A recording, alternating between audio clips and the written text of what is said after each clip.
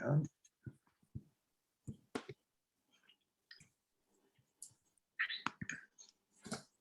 Okay. Well, first of all, welcome everybody to the May meeting of the North Bay EAA. Here's our agenda, which is the same agenda that we have every time. Our speaker this time will be Zeno, talking on urban mobility. And I haven't seen a thing about it, but I'm sure it's going to be brilliant. Let's start with introductions and who you are. And David, you got here early, so you get to go first. Dave Eacock. I'm from Fairfield, California. I drive a 85 Avante, which has some kind of electric gremlin running around in it. I'm not exactly sure what it is, but I'm in the process of upping the battery capacity in the car. So I haven't, it's still running on the old one. I'm going to set everything, or try to set everything up on the bench or on the floor basically, and see if I can hook my computer up to it and see what's going on with the battery modules from Thunderstruck. Thanks to John and everybody at Thunderstruck for all the help. Yeah, when we get to you, John, we're going to find out when you guys opening up again for the rest of us. But, yeah, I got my shots. I can go. I'm Jerry Glazer. I'm driving Nissan Leaf 2018, which I still enjoy. My lease is coming up and I'm trying to figure out what to do next. So I'll look for advice from anybody who has experience with any of the newer vehicles or whether I stay with Nissan. Nissan offered really great deals. They said, oh, we'll upgrade you and we'll change your lease to $99 a month. So I don't know what they had in mind, but I want to look around at other things as well. Alan, Ray, we're skipping because Ray said he'll be back with us in time for the talk. Alan Soule, I drive a Tesla Model 3, and that's pretty much my only means of transportation right now. Andy?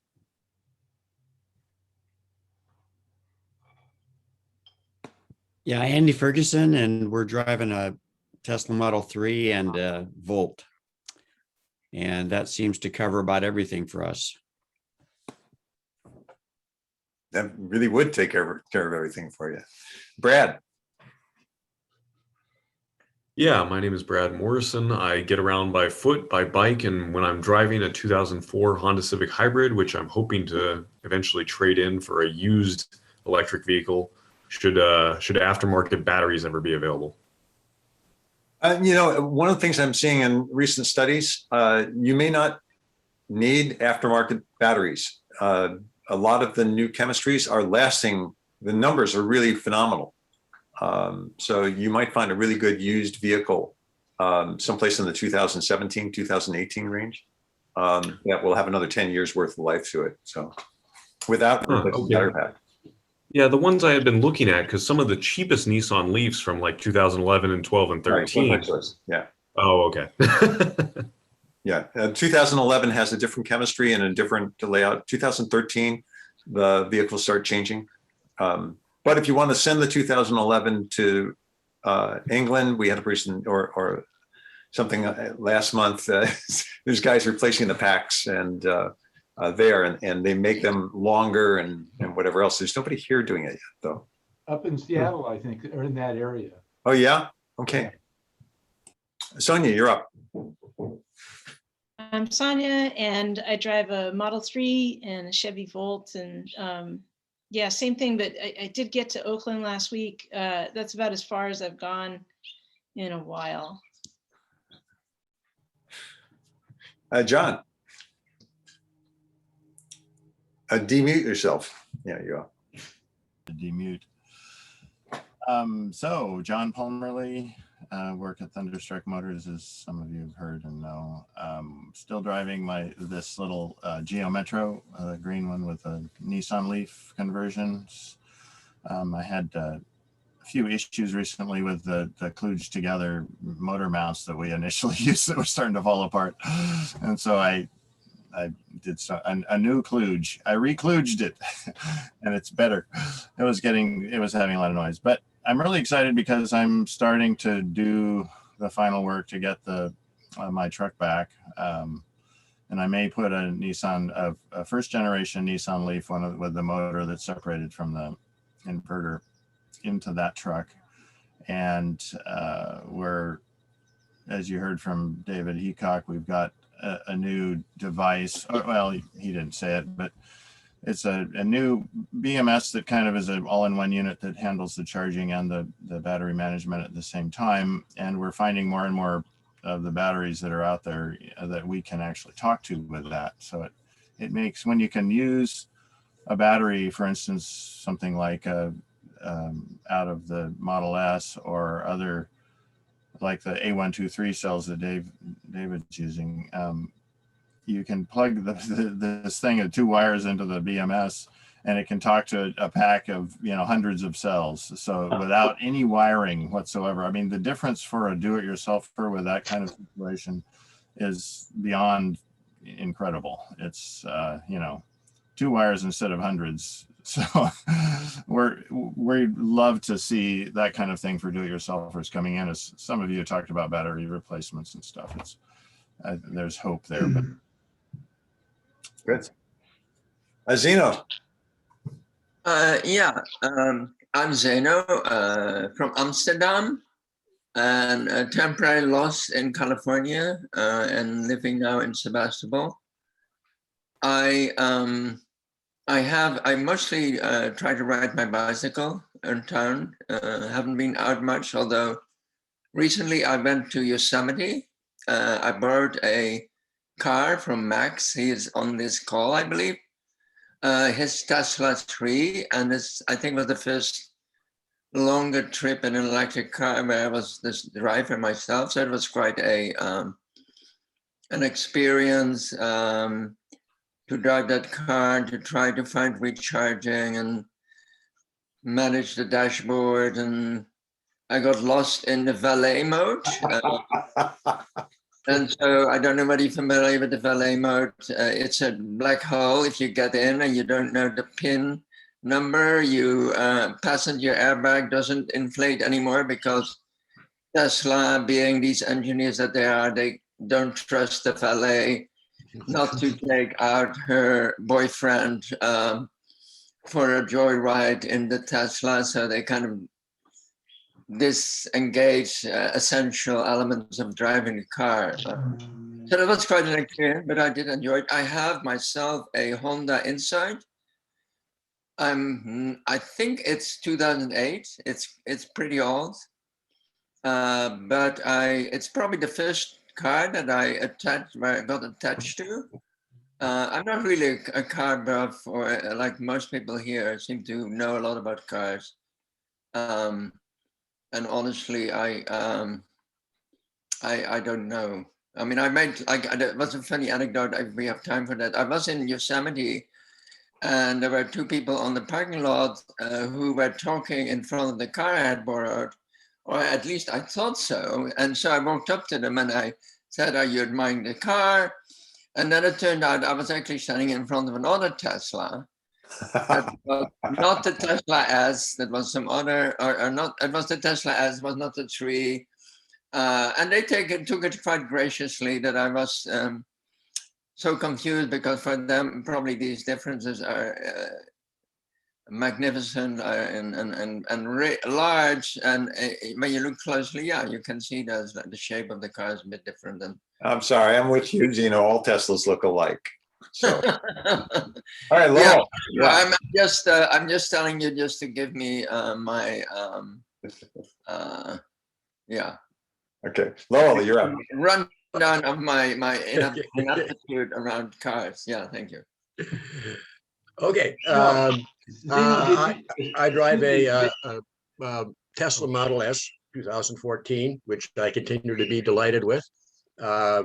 I've lately figured out that I can, by pushing the seats down, I can stick my bike in the back of it. So that's consigned my Leaf to even a lesser role in my life, my 2013 Leaf.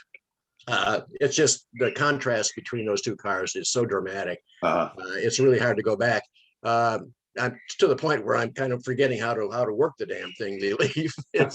There's so many different things about it, the way you start it up and all that. So, but yeah,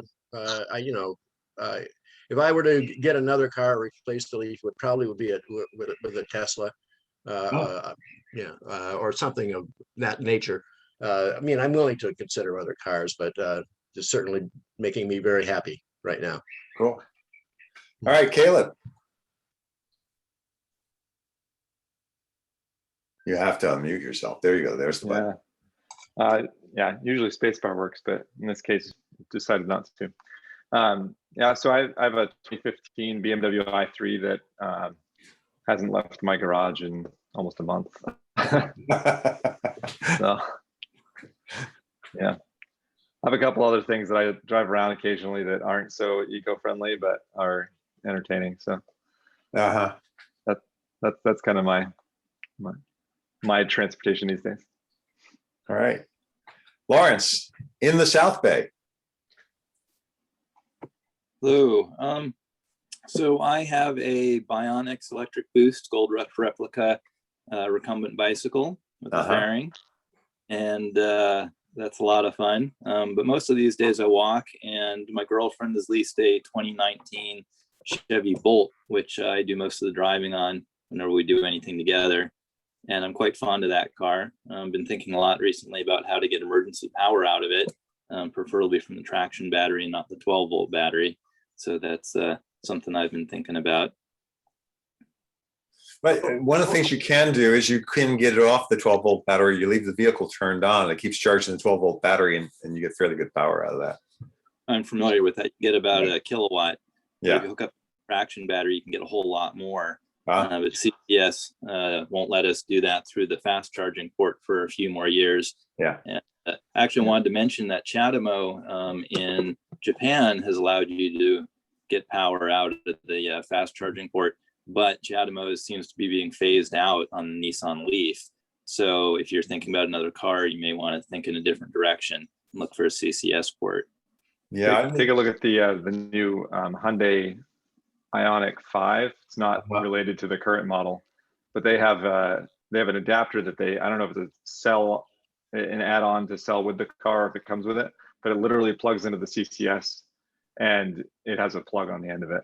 So you just stick it on the side, and you get power directly from the car. Oh wow! Yeah, it's kind of a neat feature. How many watts? I'd have to go back and look, but it was significant when you consider it against the battery. That's feeding off the CCS port. There are some Chinese cars that have that also, and it's about what would it be? About 1,000 watts. So Caleb, will that work with any CCS port or just with that one car? I suspect that in this case, it's programmed on that particular car, because you'd have to have some extra inverter in there to output the right. It basically has to be a bi-directional equipped car. Oh, so it's 120 volt AC that's coming out. Yeah, I actually think in the demonstration it was probably 220, because it was in the European demo model. But it'll cover the US as well. External inverter that actually gets to the traction battery directly. So you have 240, 270 volts DC, and then an external inverter converts that to something useful for a house or even the grid. Right. So in this case, the inverter was on board the car, and so it was outputting the AC. But it was a significant amount of power, because they were running like a bounce house and lighting and fans and all sorts of other things that are relatively heavy consumers of current. So, but who knows what the US spec model will get. It's supposed to come out this fall, so we'll see what it. Maybe we should dig and see if I can find some articles on it next time, or if you find some, Caleb, send them off to me. Yeah, I'll include it in the presentation. Al, you're up. Hi, I'm McLaughlin, Petaluma, driving a 2019 I-Pace. Okay, David.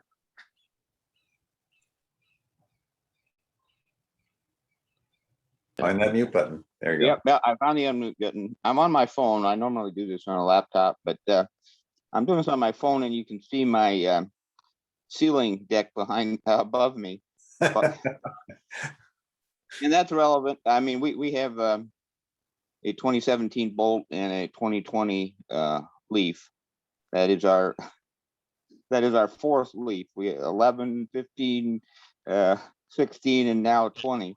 So and the Leaf is still the best driver of those cars. And our driving, we're in 3 different vaccination groups. So a 16-year-old, a 60-year-old, and a 70-year-old. The dates that we could get vaccinated were different, and so I ended up. I mean, we're all in Kaiser, so I ended up going to San Rafael. Our daughter got hers in Richmond, and my wife in Sacramento. So our driving has been related to getting vaccinated, and I did take the opportunity when I went to San Rafael twice to go to the Tesla store, because they have 2 of their Tesla roof tiles on the wall. You could actually see one. So far, I've not been able to see a house that actually has Tesla roof on it. And I gave Tesla the $1,000 for Tesla roof in April of 2017, 4 years now. And I've had 3 different, well, I'm kind of on the 4th offer from them. And I'm showing you my ceiling deck here because this house has no attic. It's all this tongue and groove cedar ceiling and roof deck, 3 and 12. You can see the hip beam here. Rafters 4 foot on center. Got a lot of strength in this roof, but it was built in '83 and it's only got 2 inches of rigid foam insulation. It's not enough insulation, and Tesla roof hasn't come up with anything except polystyrene for insulation on top of a roof deck. So that has been the obstacle. The latest variation on Tesla roof's offering is a free power wall in the offer. So, but this conversation we're having about power from the automobiles, I mean, that seems to me to be the place to go. I mean, their proposals were 2 power walls, and I say, 1 power wall and a vehicle that I can get power off of.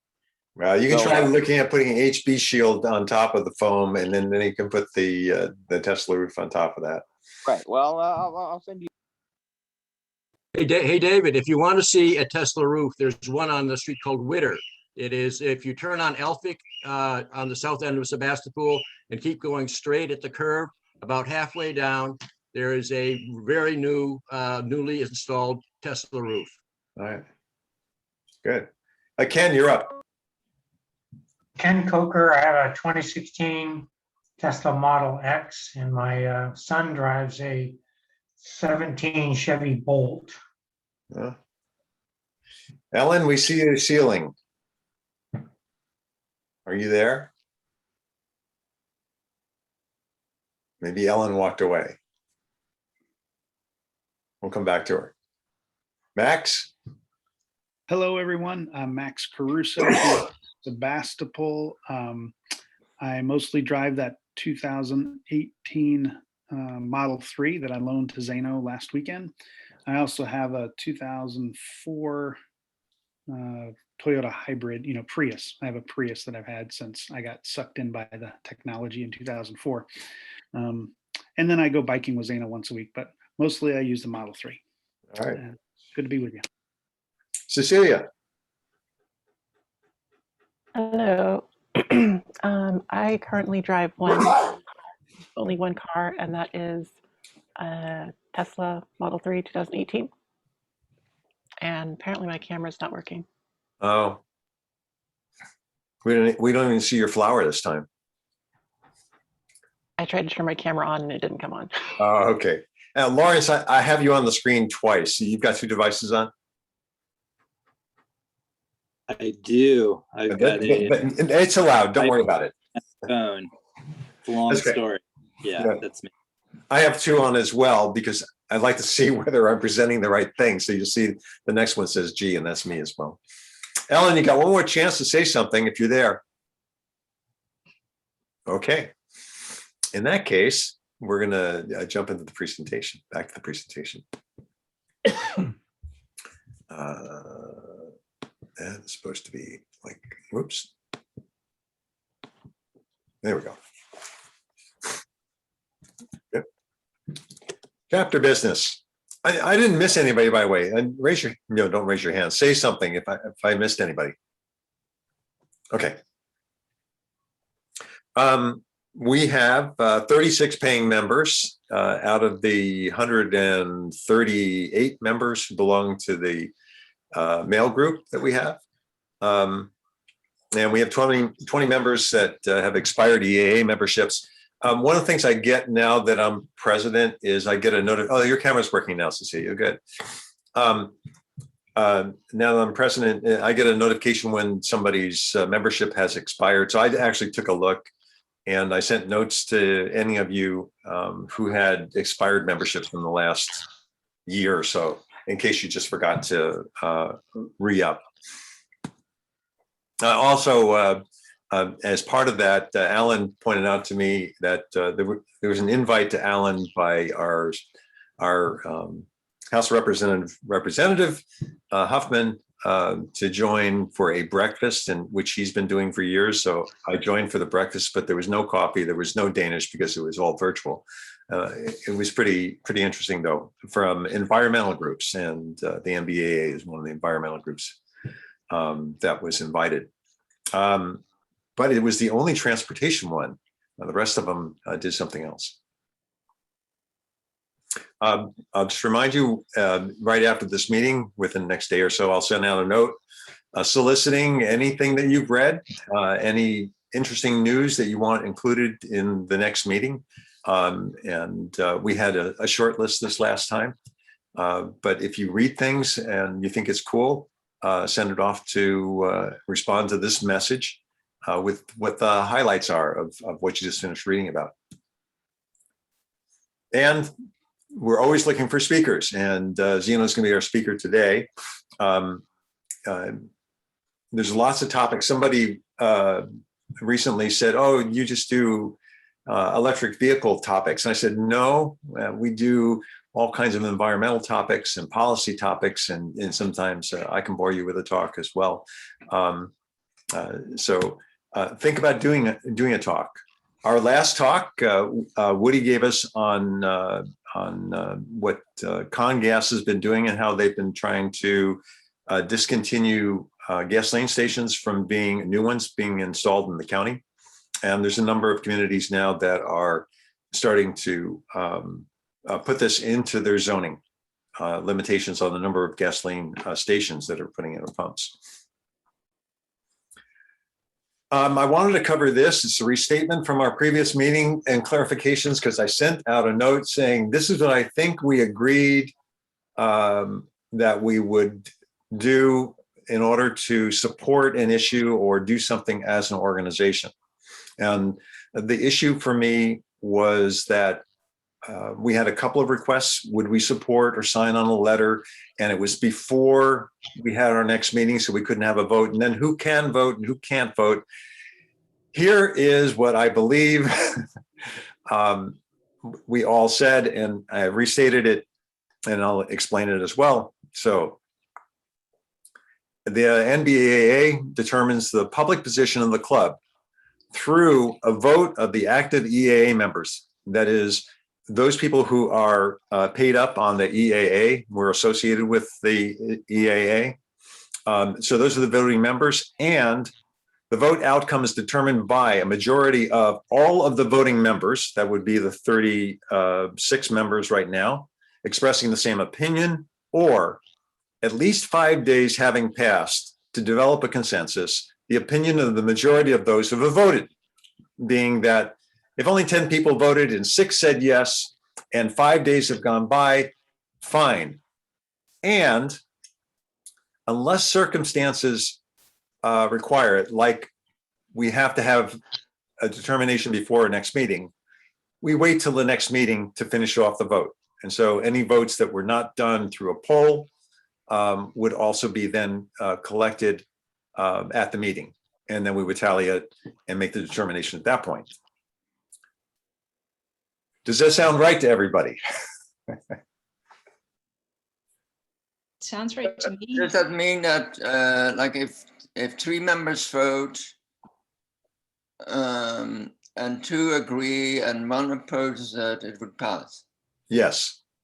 If 5 days have gone by Yeah. since we first asked for the vote. So if you don't respond to the vote within 5 days, then we'll take the votes that we get, unless the item can wait until the next club meeting, in which case the vote will not be completed until the club meeting. Maybe you have to add something about the effort you have to make in order to inform people or alert people or remind people. Because with the amount of emails that I and probably other people get, it's very easy to miss things. Well, I don't know that I'm not sure how to put that in there. I mean, basically they have to be notified in a qualified fashion. And it's going to be emails, Zeno. I mean, there's going to be a poll sent out and it'll go through email. So I don't know what else to say about that. And by the way, I get about 75 emails a day. So, So and I do get through them. And I just don't think it's reasonable to have, well, what I call holding somebody's hand to make sure they read their emails. Right. That's the responsibility of the receiver. Okay, so that is probably the first and only item so far in the bylaws that we have for NBEAA. John? Yeah. So I just, the thing I've expressed concern about before, and I'll just review, I don't want to hold it up if everybody's fine with this, but the fact that there may be some things that come up at, a day before a meeting, and we want to vote on them right away at the meeting, this doesn't seem to allow for that, but maybe it does. It does. It allows for it in only one circumstance. It allows for it if we had the majority of the 38 voting members, but otherwise, no, it does not. And that's so that everybody has a chance. Not everybody will necessarily show up to the meeting. Right, but right.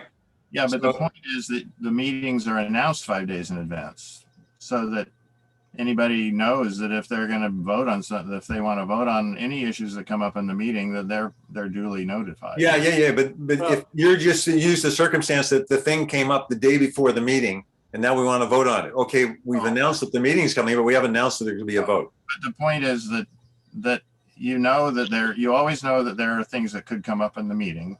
And we announce, I mean, typically, board meetings or whatever have a day that they are announced, but that doesn't mean that they can't vote on something that. Yes, it absolutely does, because you'll find out for all of those board meetings or whatever else, if there's not a quorum, they can't vote. Okay. Well, I'll let it go. That's my objection. That's all, but it's okay. Or if it's not that important, and the circumstances what you described, John, you wait till the following meeting. Yeah, it's not that big a deal. Yeah. Okay. We'll take the vote at the meeting anyway, but if it doesn't qualify, then we'll wait until we have qualification. That is, enough people voted or the 5 days have gone by. Right? We can still take the vote at the meeting. Okay. Right. And if we had 38 active members and we had 20 voting yes, then we probably wouldn't need to follow through with. But that's what the first point says. Yeah. Okay. Sounds good.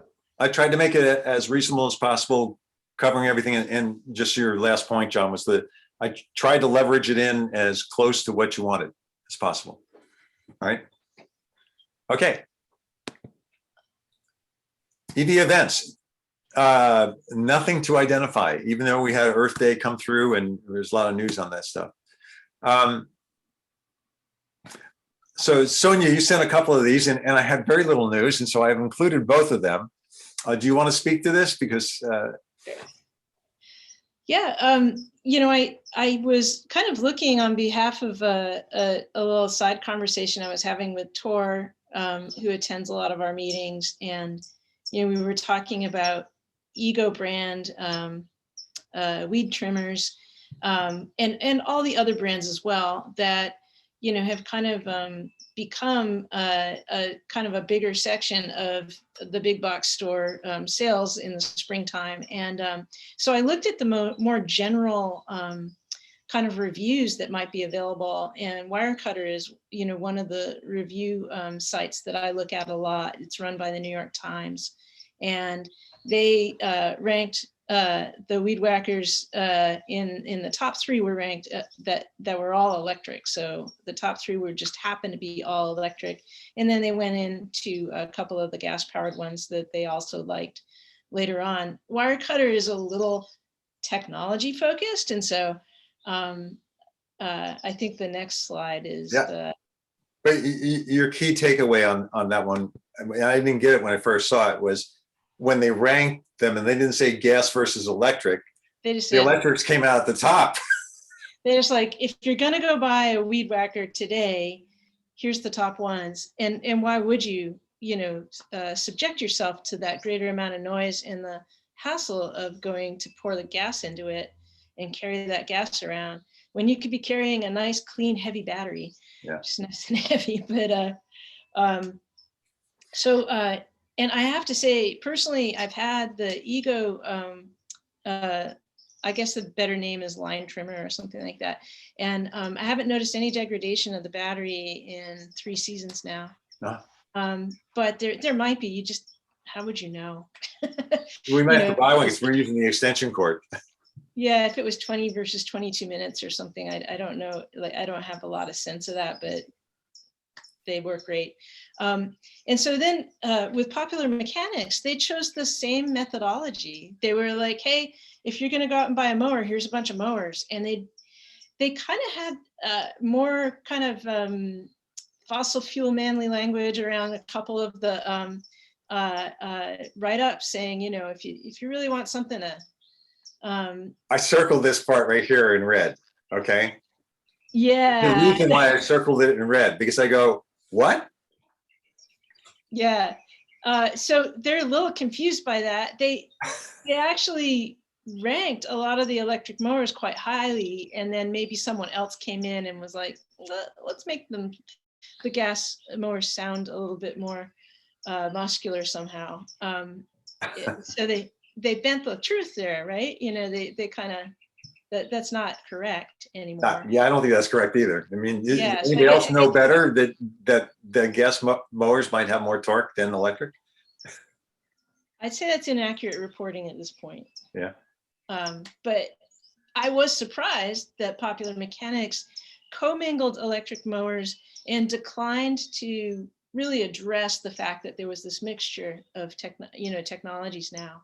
And they also declined to address the fact that there might be like a climate position to take or anything like that.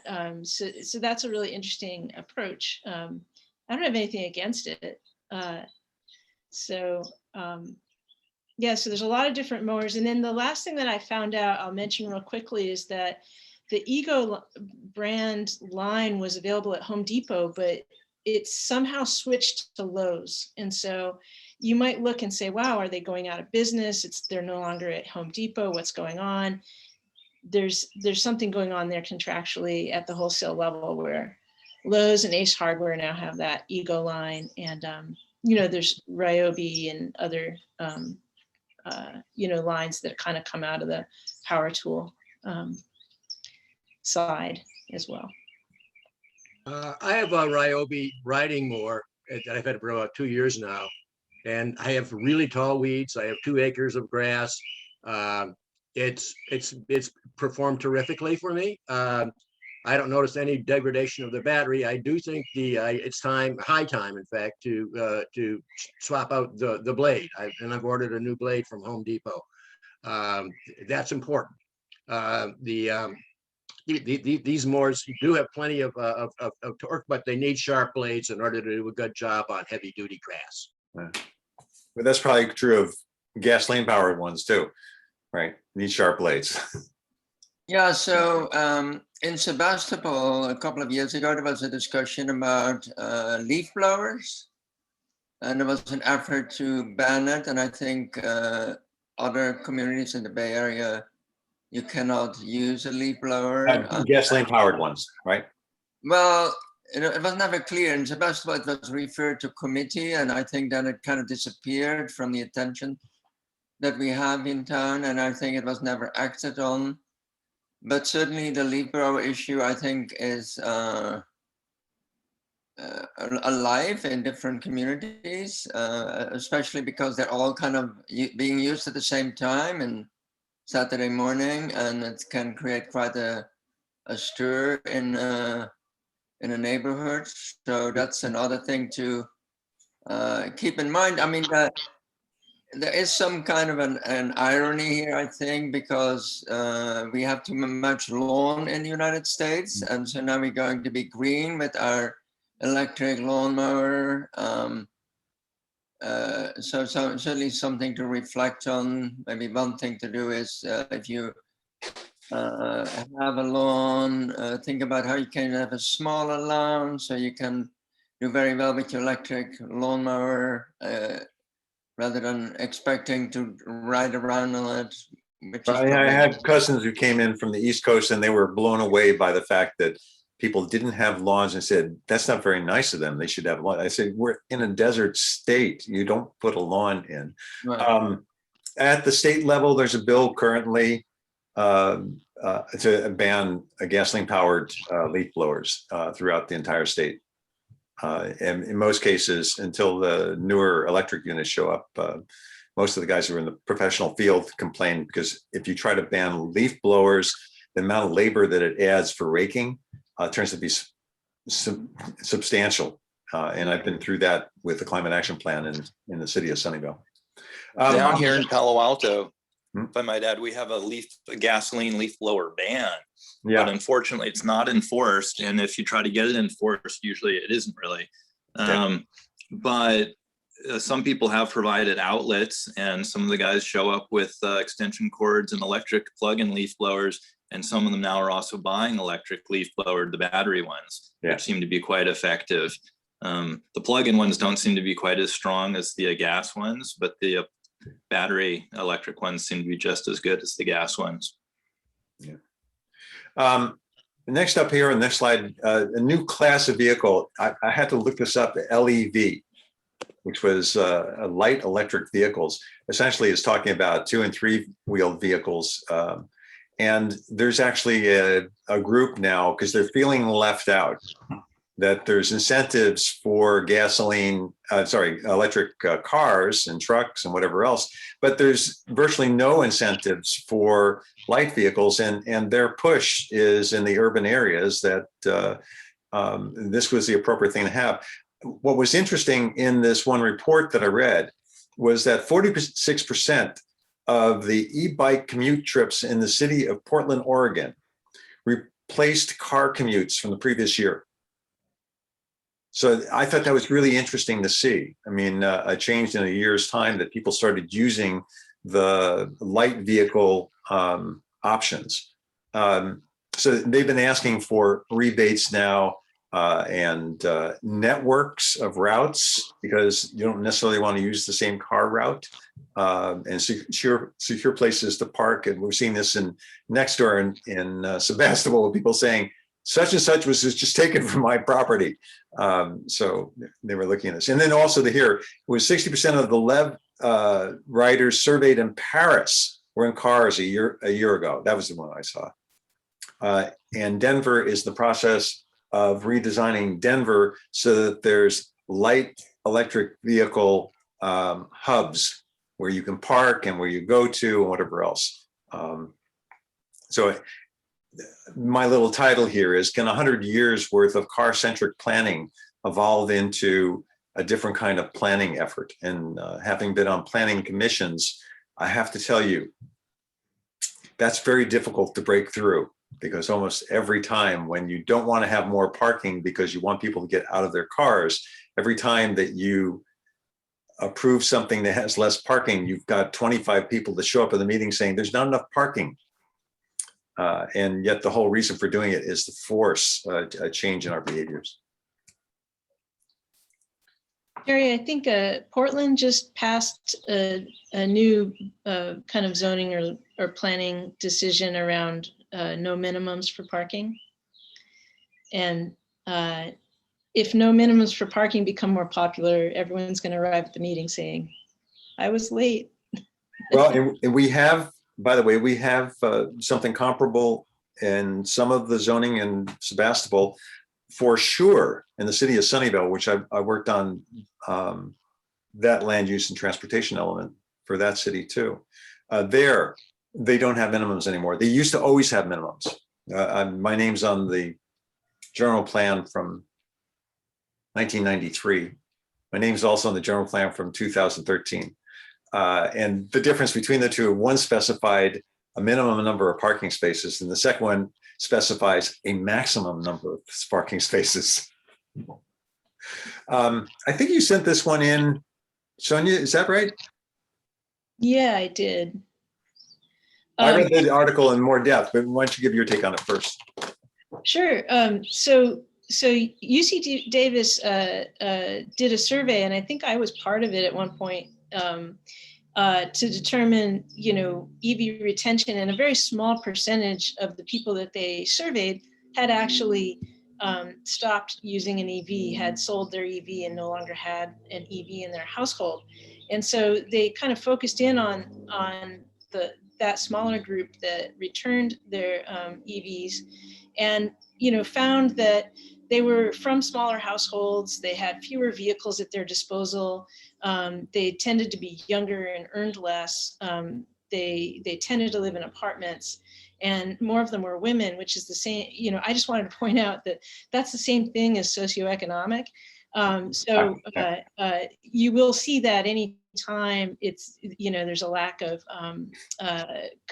money to solve the problem. And I've just been really curious about this particular issue and the adoption of EVs, because, obviously we need really easy street charging and, solutions that would make it easier for people who have intermittent income, and also those infrastructure issues. So yeah, I saw the same, and DJ pointed out too, the same read between the lines. If you looked at all of this, women tend to have a lower income, therefore they live in apartments because that's what they can afford. Now they don't have charging options. So you put all those together, and with all of that, they would have bought the lower cost vehicles. So you can lay all of them together and go, okay, Tesla has the lowest abandonment rate, Nissan Leafs and Fiat E500s. I know a number of women had the Fiat Cinquecentos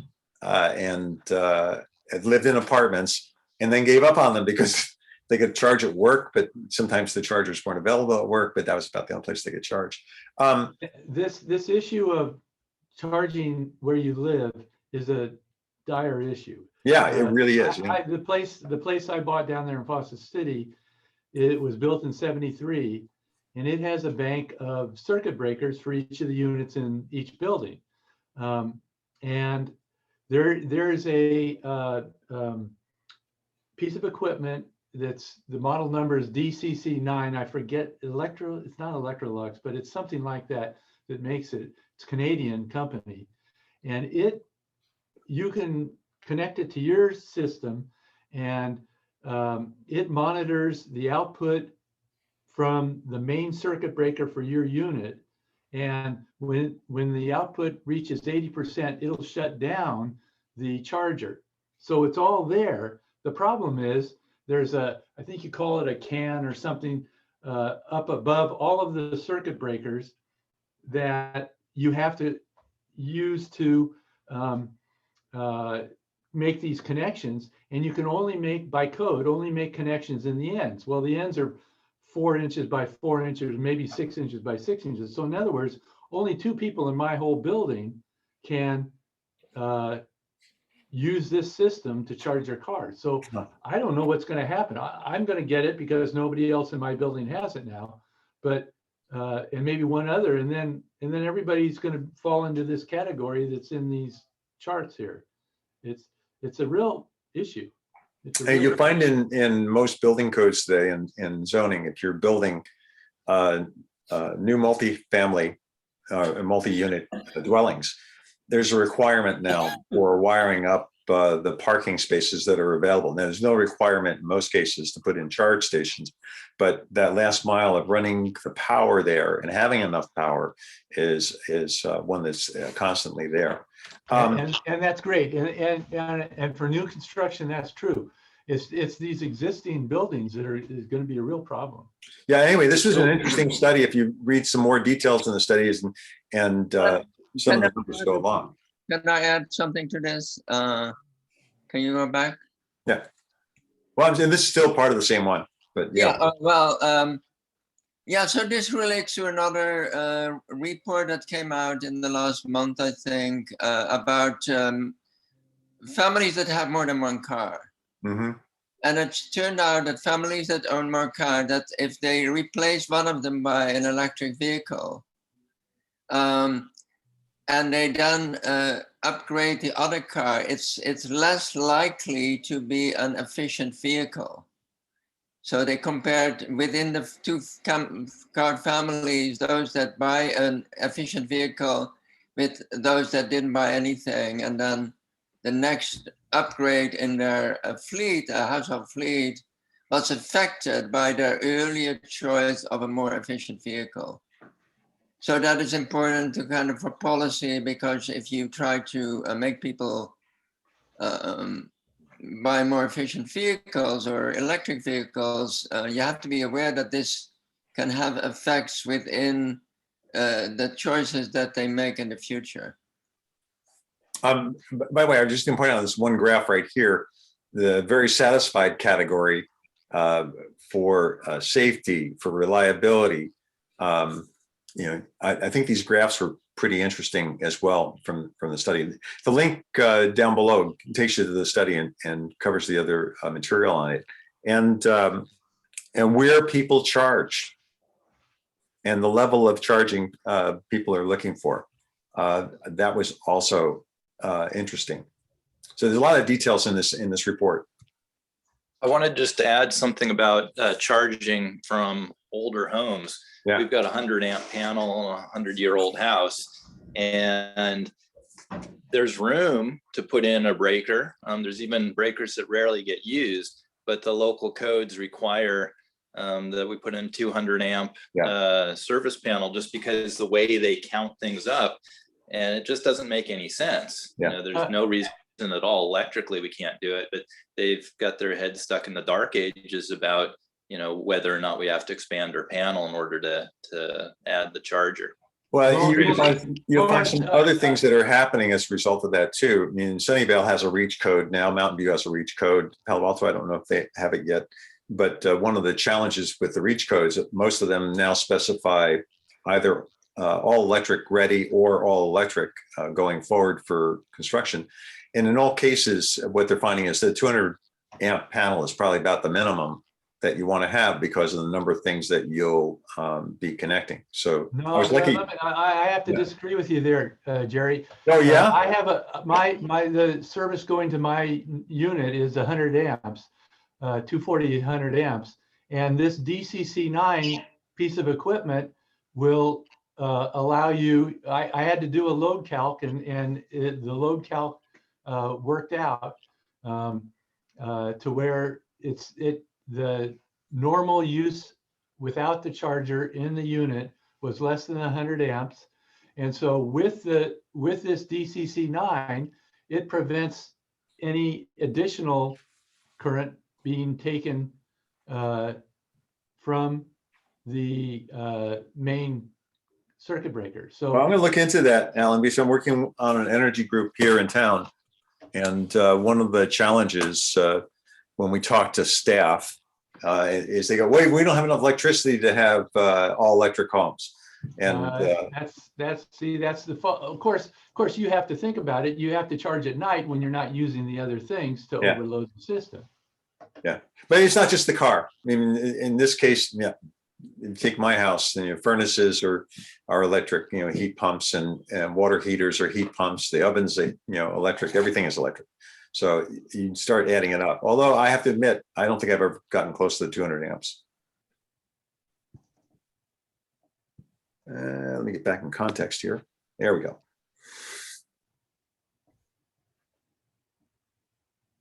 I have to look at this one, remember this one. Did I find this one or somebody else send it to me?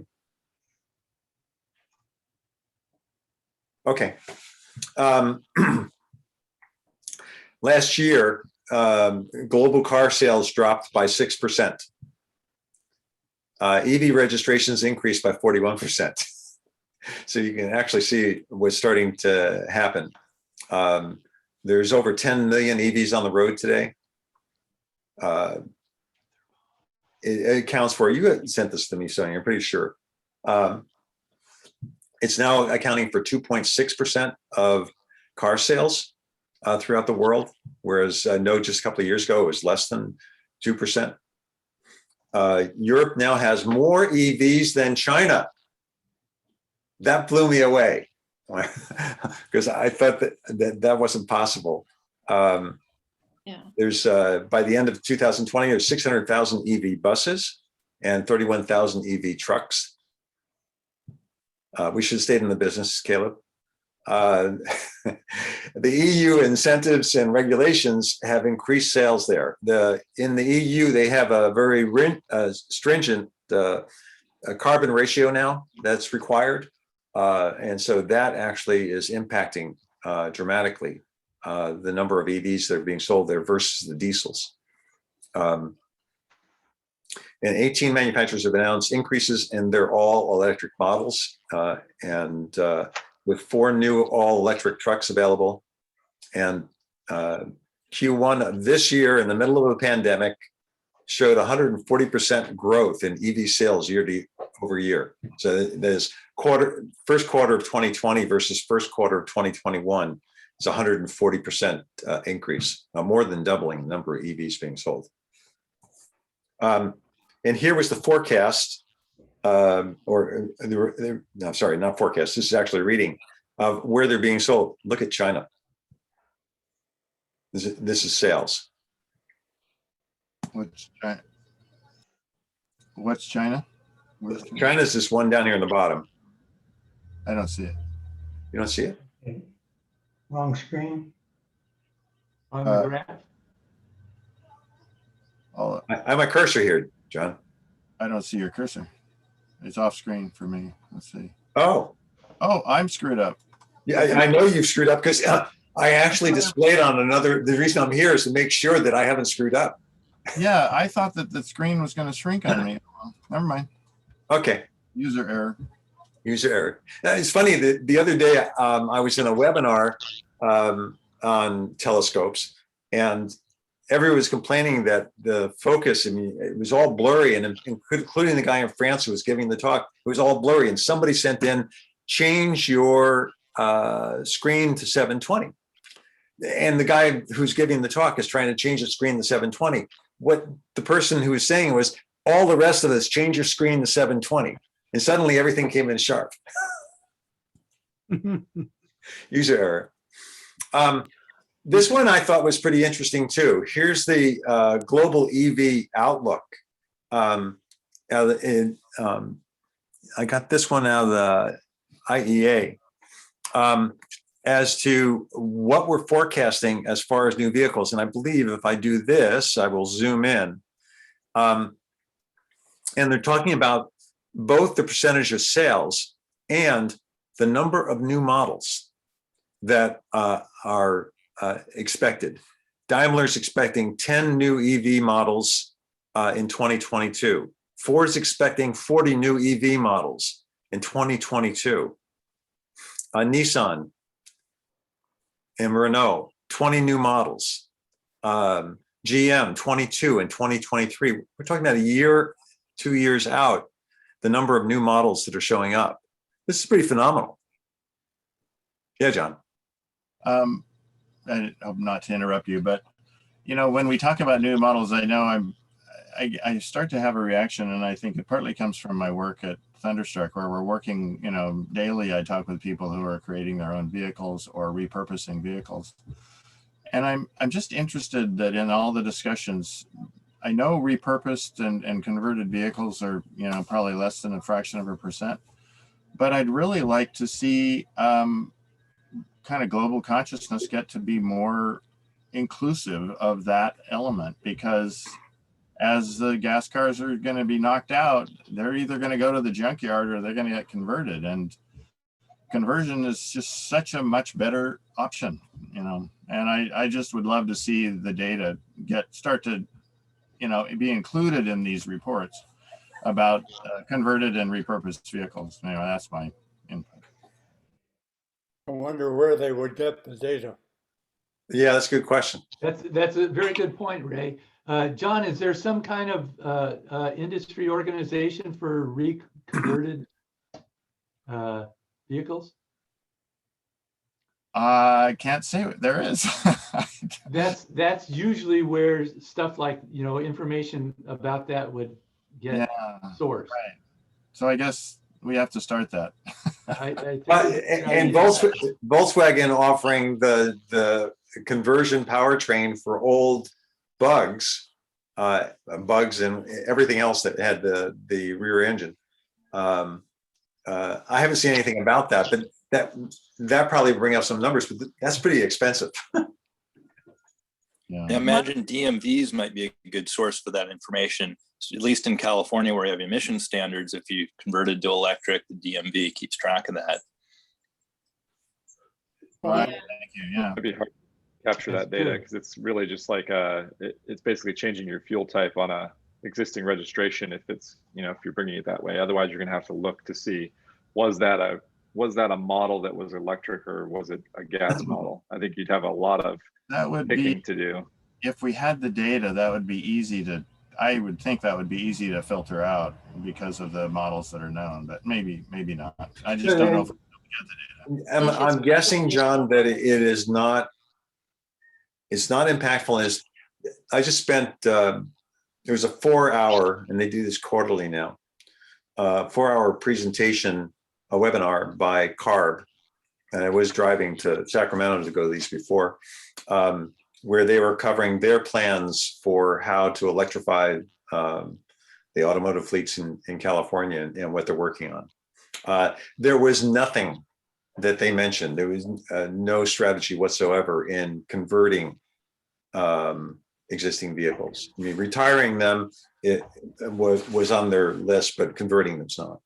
Yeah, I think to me, that's just exactly what I'm talking about, is that there's not a consciousness present in the industry about it, to the point where lawmakers don't even consider it as an option. Yeah. And there's a lot of support requirements that aren't there either. But it's got such potential. It's huge. Just thinking about the cars could be converted, and there's a lot of steps to take, but I just want to put it out there as being something to at least keep our consciousness up about. John, when you convert, do you include regen in the conversion? Yeah, generally now all the motors are capable of regeneration. But and John, the flip side of this, and Caleb and I've had the experience. I was in Sacramento in a truck that had been converted from gasoline powered to electric, and I was demoing the truck, and one of the CARB committee people came in and heard what I had to say about it, and what I had said at the time was, whoever had the idea of having a grant for people to convert gasoline powered trucks to electric didn't think it through, because the cost of having done the conversion, the problems with the changes in the chassis and in the vehicle in general, and the reliability of the vehicle when it was done, compared to starting from scratch, was about 10 times more expensive and half as reliable. And most of those vehicles which we did those conversions on a grant are probably scrapped by now 4 years later. Whereas the ones we did from scratch, they're still running. So, you guys may do it better than a manufacturer does, but we took them through Roush to do this. My first electric car had no regen. my second, third, and fourth do. I would never buy an electric car without regeneration. Yeah, I mean, when you do a conversion, as John's saying, in our case as well, did conversions, you have regen. So that's not a dividing point. But the fact is that the chassis, the major problem turned out to be this.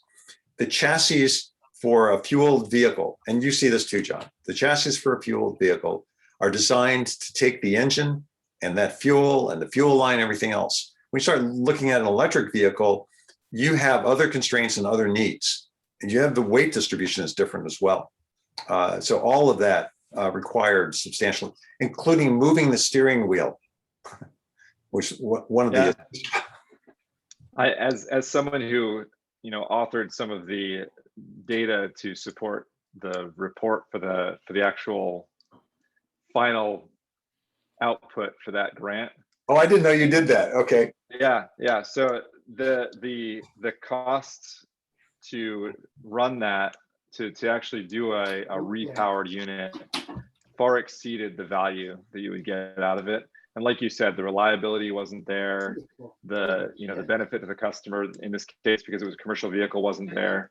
It was extra time, extra cost, and we had frankly more problems with the body systems on a tired old truck that failed all the time than anything else. It's like, so you're taking something that's old and worn out and trying to make it new again with just one component, but you really need to consider all the other pieces that have to go into that, because now you're having to refurb the body, you're having to refurb the frame, like the steering wheel position that wasn't in the right place.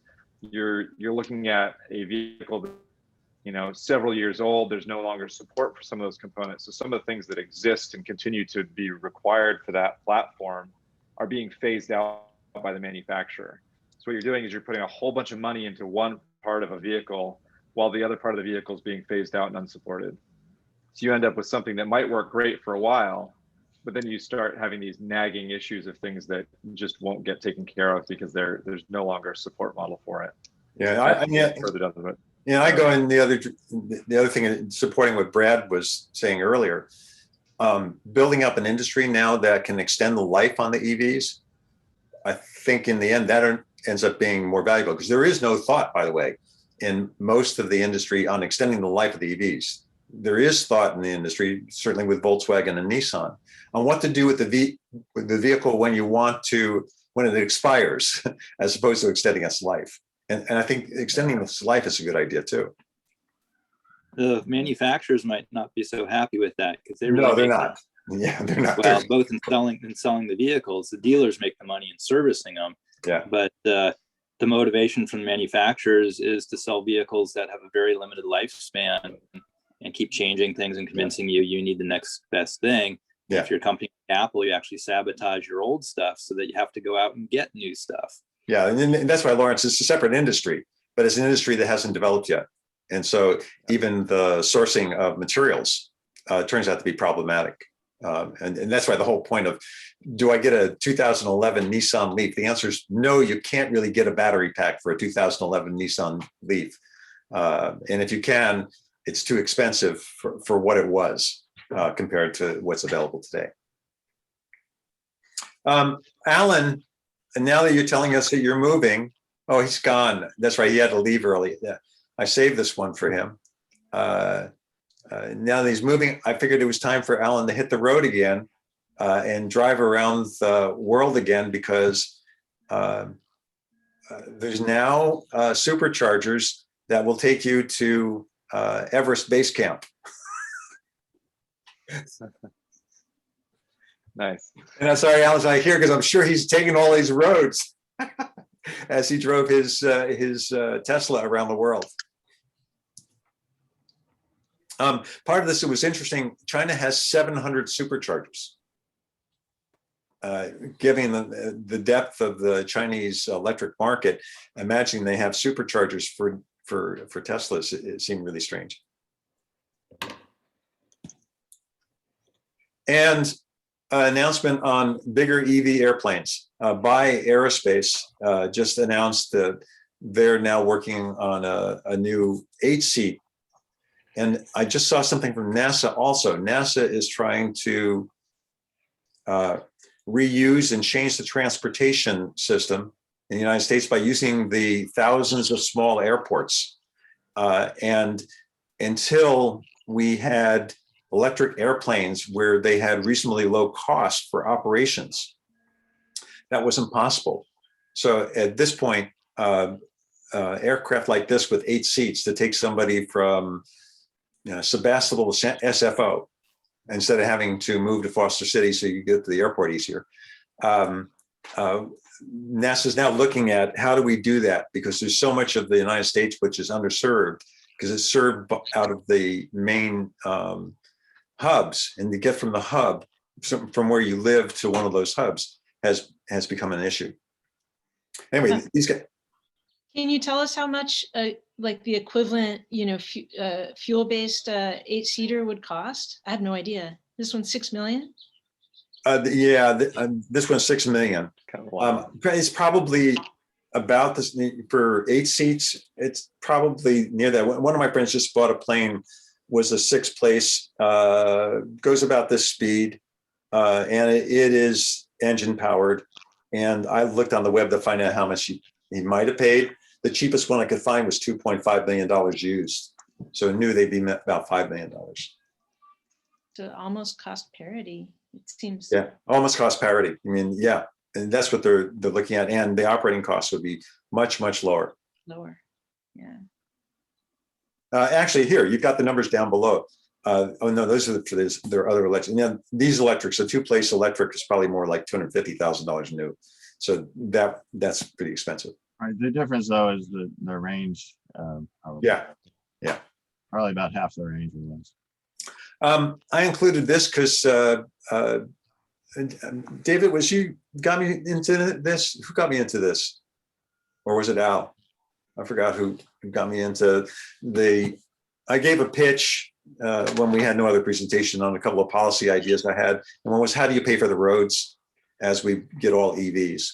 And the state's now doing a second trial on methods of doing this. One is through your insurance. The other one is paying a road tax. And so as part of this, I signed up for the demo. I had to put this in my ODB2.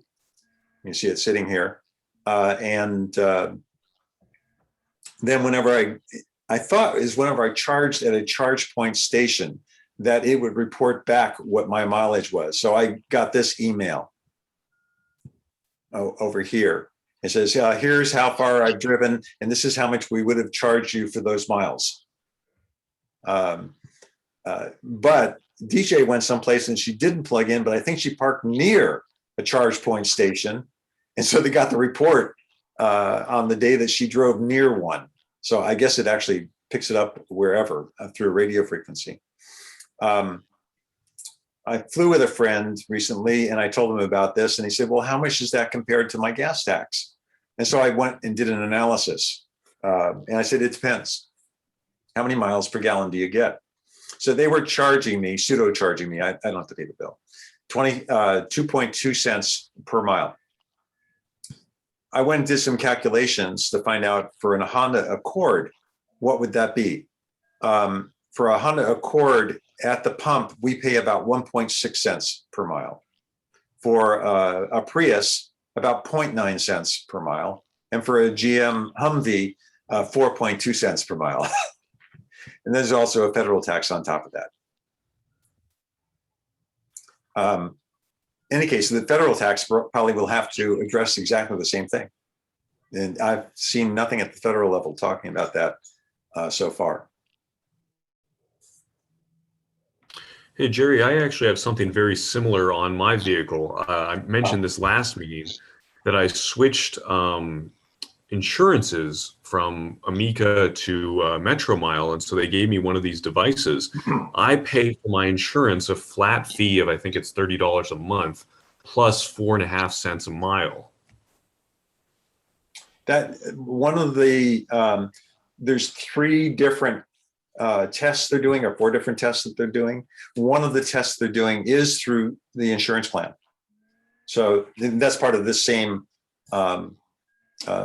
issue. And I didn't pick up the link on it. I just got it this morning. There's a number of videos that California's made now to explain the issue and why they need to look something different, and explain why people will want to pay by the mile. Oregon's done the same thing. They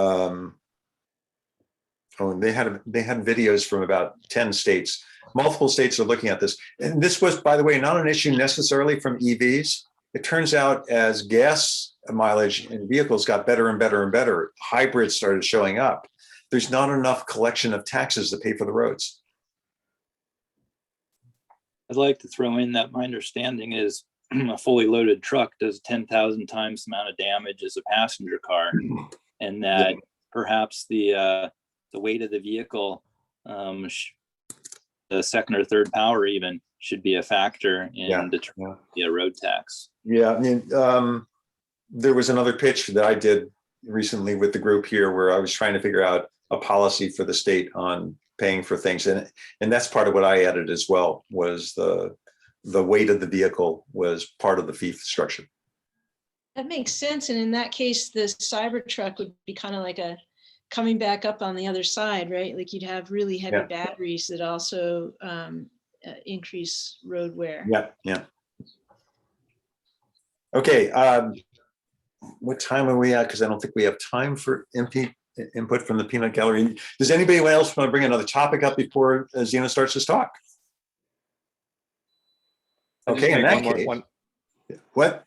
I was just going to make one comment about, so I actually went back to look at Metro Mile just because I just went through the process of buying insurance down here in Southern California. And the base rate before the mileage fee was higher than what I'm paying through, I happen to go through AAA. So even before I started driving my car, the base rate was more expensive than what I got from a all-in package rate from AAA. So it's really dependent on region you're in and what you drive. I mean, our cars are not particularly exotic or sporty, or they shouldn't throw up big red flags on the Insurance Institute's problem vehicle list. But for whatever reason it was much more expensive down here. Yeah. All right, Zeno, I need to give the controls to you. Or you have to request the controls, I think. Yeah.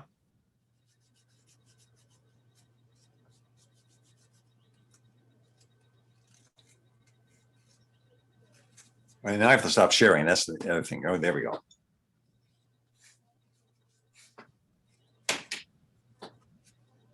Did you find the button? Well, I see two forms of my presentations. I'm confused. Let me check this.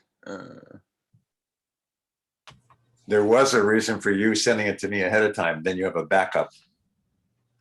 Yeah, I know.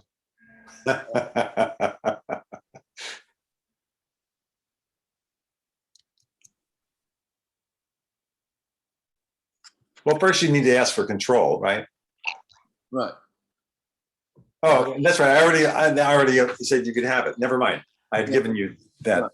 Yep, you're all set. Right.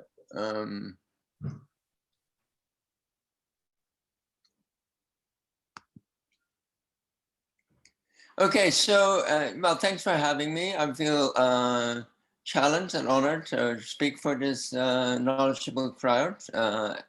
As I mentioned earlier, I don't really have a long history in interacting with details of car, but I am interested in mobility in general. So I told Jerry weeks and weeks ago, maybe even longer, that I would talk to urban mobility, but my talk turned out to be slightly different. So my talk is about, there's this thing going around, we have to electrify everything. And that's apparently a good thing, and it solves a lot of our problems. So I kind of want to quickly go through some of the major issues that we have in mobility and see how that is solved by going electric. So I'm going to frame the issues, but I'm a kind of an academic person. So I taught students, and it was in a philosophy department. So the format is often where I frame issues, and then I maybe ask a question or people object, and we have a little conversation about something and follow-up questions. I'm not sure whether we have enough time for that, but if you see a screen in this color, it is a time for you to kind of start talking and discussing things because there's often a question or something else. And then I also had planned to look at the mission statement of the association to see whether that mission statement is enough up to date for the challenges that electric vehicles in general, maybe electric bikes, electric mobility pose for us? Or do we have to think a little broader about what we're up to? Oops, sorry. So I'm skipping some slides because of time. So I just wanted to look at two sets of data that I found in some literature that shows how in one particular country, Britain, over the 20th century, people had started traveling on a daily basis longer and longer distances, but also had shifted their modal, their way of moving around. And I felt that, to me, that was very interesting to look at that, to get a kind of sense of perspective where we are going, yeah, because certainly there are disruptions with electric vehicles, but maybe not as much as we would like. Certainly there's a disruption with COVID that I'm not really talking about, but some of you may want to bring up and see where that leads us. But the best way to predict the future is always to think that it's going to be similar to yesterday, or at least in the direction. Not that that happens necessarily, but that's probably still the most likely. So here is a graph that on the x-axis you see the 20th century, starting at 1890 all the way up to the end of the 20th century. And then on the y-axis you see set out the relative increase in these three categories: speed, time, and distance of travel. They all normalized at 100. And so it shows you that between the beginning and the end of the 20th century, the distance that people travel on a daily basis has increased by 4. Yeah, 400% against 100%. So that distance has increased by 4. And this tends to be a general phenomenon in industrial countries. Maybe developing countries, they don't travel yet as much on a daily basis, but they're certainly halfway through our century in terms of maybe twice as much around there. But the distance that we travel has quadrupled, which is quite significant. So if you look at time and speed though, in the beginning of the 20th century, there was a little slowing down of the speed, and people used more time to travel maybe a similar type of distance. So that means there was a lot of people that were in each other's way in travel. Yeah, so there was a slowing down of the travel. This could have been well, you probably know more about why this would be. That's kind of interesting. But then over time and where we know, people spend the same amount of time in travel in the last 40, 50 years. Although they go a higher distance or a further distance and they travel faster. So this seems to be kind of something that we accept. This is the acceptable time to spend in traffic every day. Huh. Now, what that time is, I cannot tell you because it's a percentage. So it's twice as much time as it was at the beginning of the century. But this seems to have stabilized, and this seems to be acceptable. And so this could express something about our social, psychological circumstances, that we have learned how to accept to be in this situation of going from X to Y for that amount of time. Yeah, and so you can reflect on your own situation in this case, like how much time of your life did you spend traveling on a daily basis, going to work or something like that. Now, obviously, there will be a lot of variation in between people. Some travel more, some travel less. But on average, at least, there's a kind of a stable situation here that people have accepted is on average. Now, the other graph is modal share. So this is modal share. Wow. And you see that people in Britain used to walk to work 60% of the time, or 60% of the people, or however we want to interpret it, in the beginning of the 20th century. And now it is under 10%. Now this may change a little bit when people walk, they walk from their bedroom to their study and or their office. So there may be more walking going on, but that may be also a temporary kind of blip, and things are going back to normal. That people walking to work is not really that usual anymore. So that kind of reflects on the way we built our cities, that where people work is not walkable. So the distance between where they work and live, it would take too much time to walk down. And then you look at bicycles. So bicycles were very popular, or rather popular, maybe have replaced walking in the middle of the century, but then bicycles also declined. Bicycle use declined in Britain. And so this is a thing that, so I grew up in the Netherlands, mostly in Amsterdam. And in Holland, you had an increase in bicycle use in the last like 30 years. In Britain, there seemed to be a slight increase here in the end of the century, but not that much.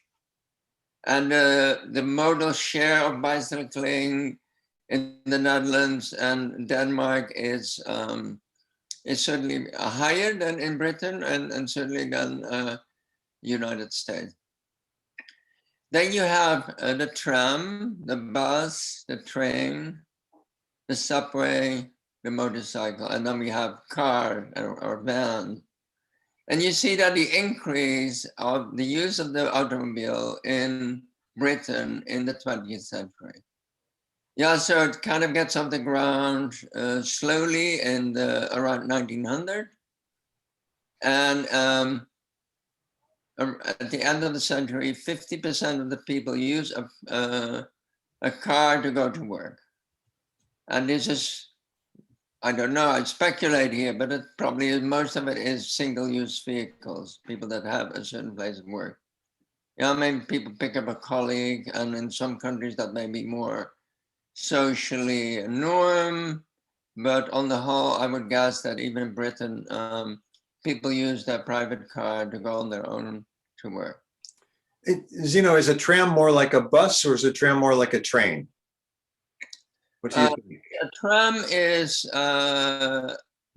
it's like a train. It is electric. It tends to be electric, and it rides on the road. Yeah, so on the street. So But it has a given route, and it has to stay on that route because the electricity is available there. Right. Right. Yeah.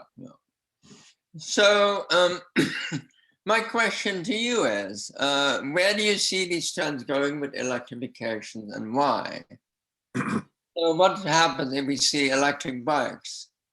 If we see electric walking, which maybe skateboarding is a form of electric walking. electric bus, electric motorbike, electric car. So where do you see these trends going in electrification, under electrification? So these are the trends. What do you expect? Will there be more bicycle use, less car use? What will suffer? Where will people move? Now we saw already in the earlier literature that Gary discussed, we saw how many people that used electric bike came from cars. Yeah, what percentage of people that started using electric bike came from cars? And it was maybe, I don't know, around 50% or so. But that's not really the interesting number, right? Because we want to know the other way around. We want to know how many people that use cars move to electric bikes. Because they can only be in Portland, there can only be like 10 people that started using electric bikes, and a blip, just a little thing, and 5 of these came from cars. So you want to know this the other way around. How many people can be encouraged or enticed to move from car use to electric bike use, that kind of thing. So I'm opening it up for conversation. Well, Zeno, this is really interesting to me. I'm fascinated by the fact that at 1950, there's a significant shift in everything, or most of the things in the caravan increases.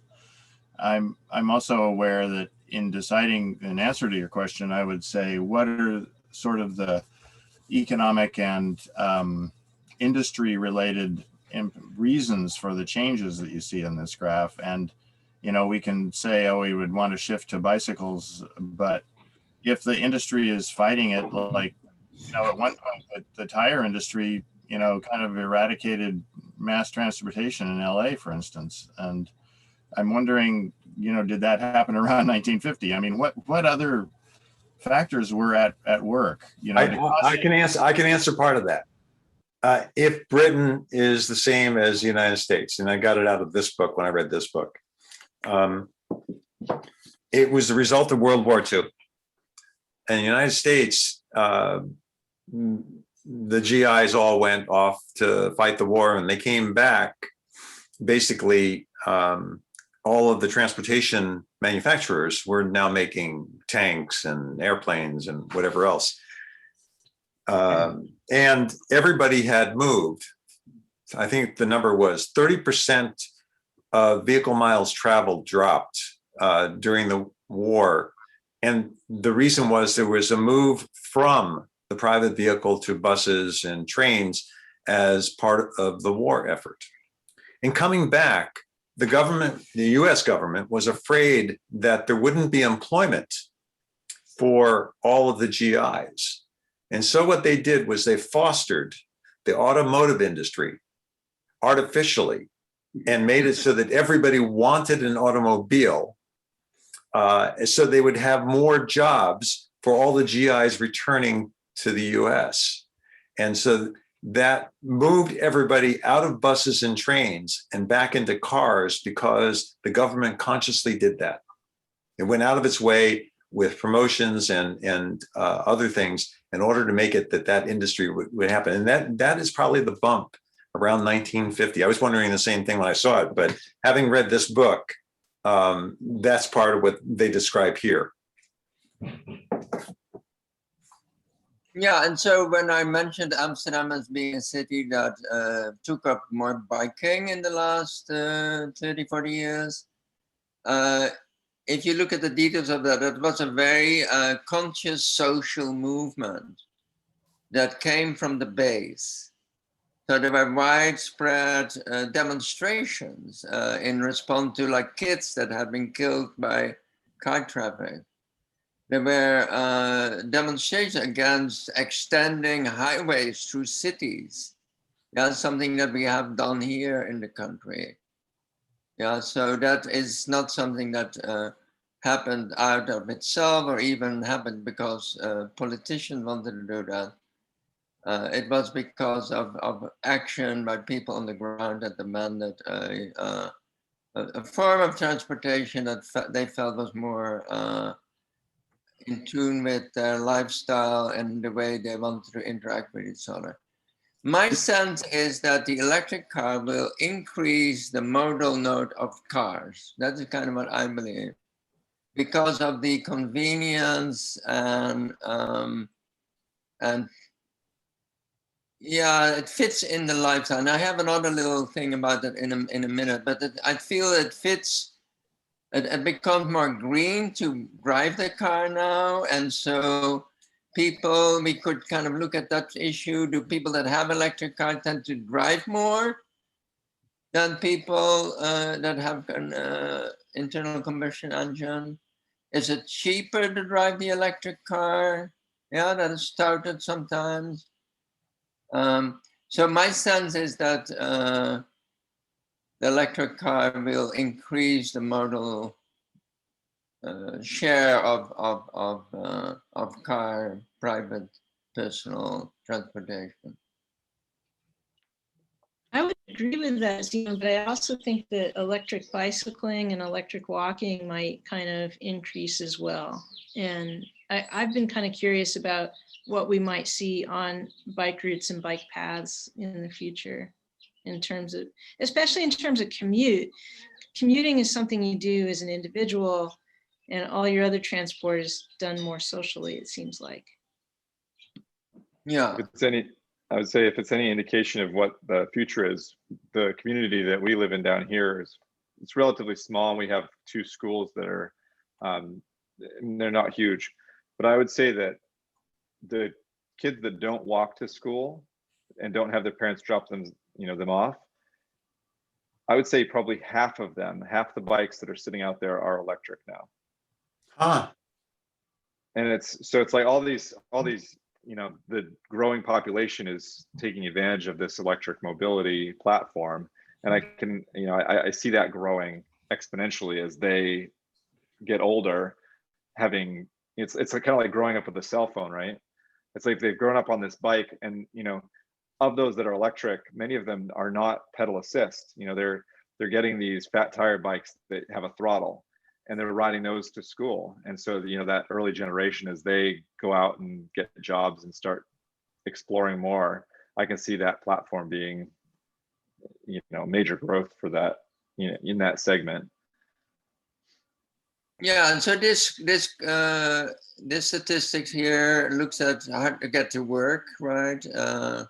So it doesn't look at like recreational or shopping, and these different purposes may actually invite people to use different forms of transportation. Like I didn't bike to Yosemite when I went there last weekend, but I do bike in town. So there could be, people could have more vehicles or more ways to get around dependent on what the purpose is.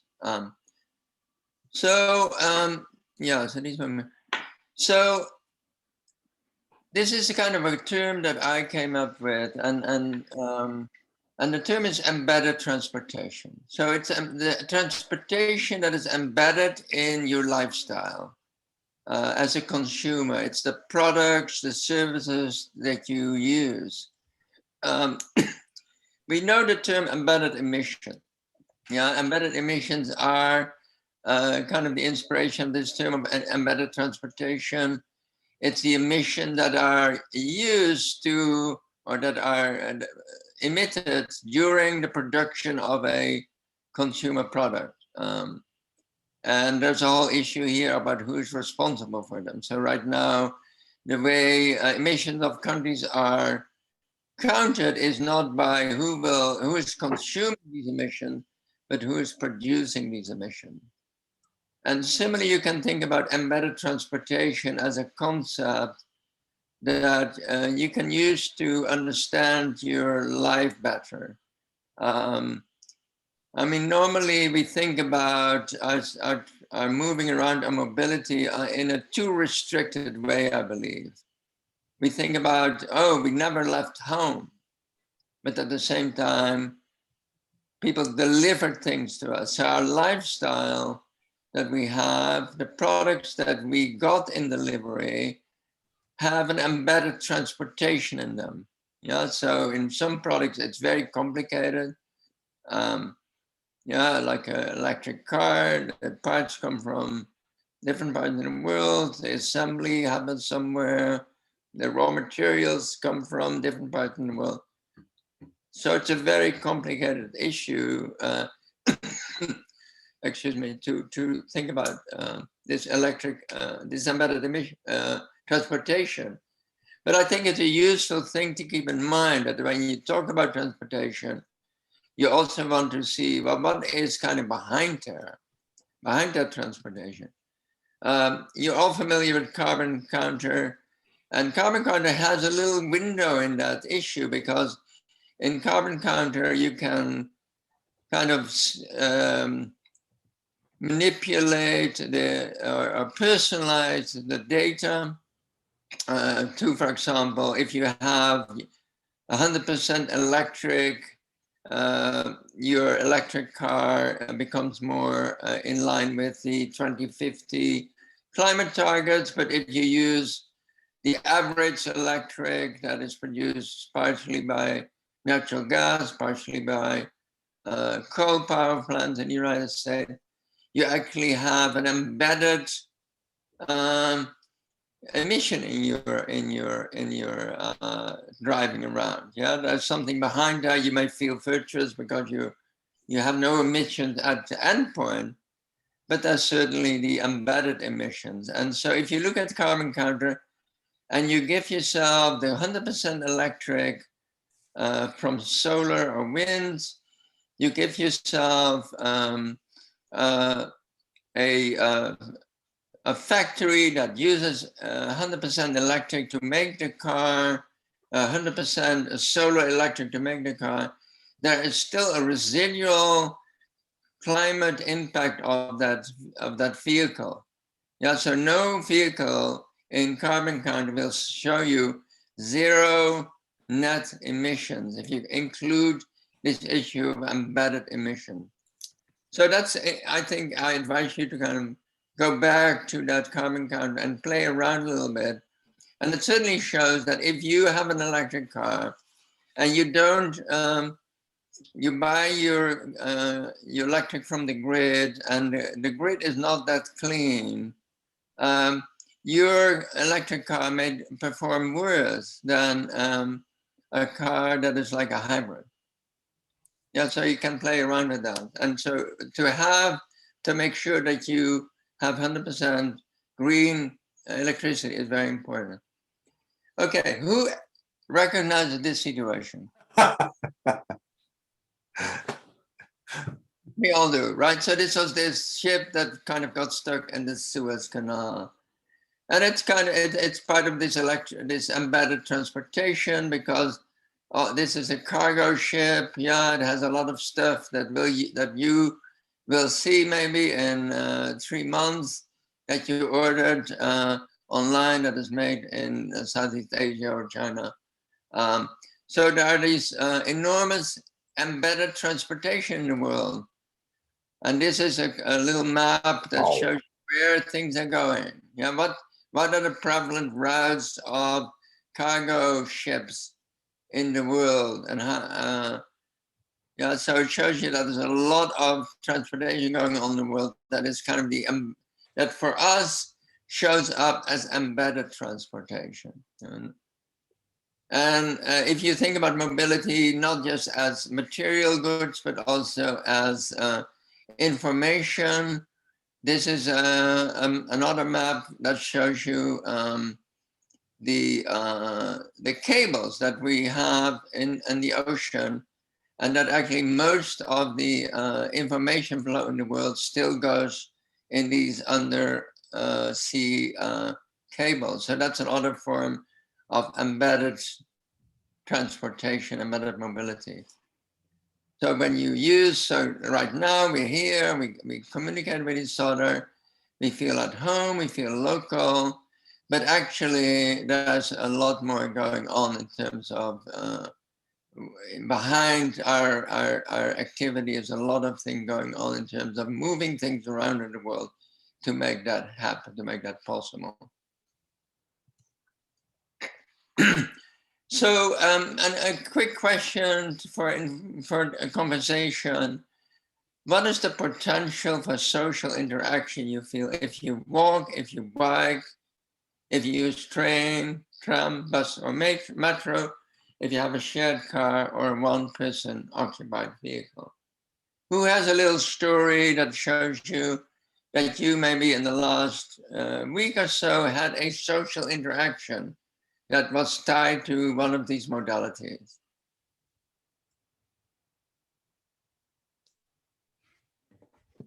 Well, if you have a dog and you walk, then you always have social interactions because people always come up and talk to you about your dog. But Vicious dogs like you have. yeah. Works the same way with kids. Vicious kids or just regular kids? Yeah, it really doesn't matter.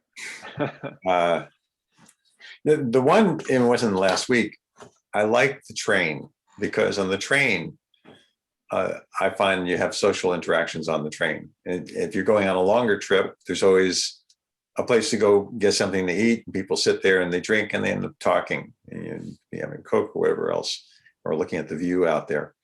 But I don't see it, biking doesn't work. There's not a lot of shared cars and one-person vehicles. Obviously, you don't have the interaction. In buses, people tend not to talk that much on buses, I find. Yeah, so in Holland, biking is lauded as leading to social interaction. And actually, so in Holland, the model of bike that people use is different from the one they use here. Here you tend to sit crouch over the steering wheel, and you're interested in speed or getting somewhere. The bicycles in Dutch, they're called grandmother bike, the oma bike, oma fiets. And the grandmother bike makes you sit upright and you look around and you interact. So you your face is very visible. You ride through town, you see people, you may stop and have a little conversation.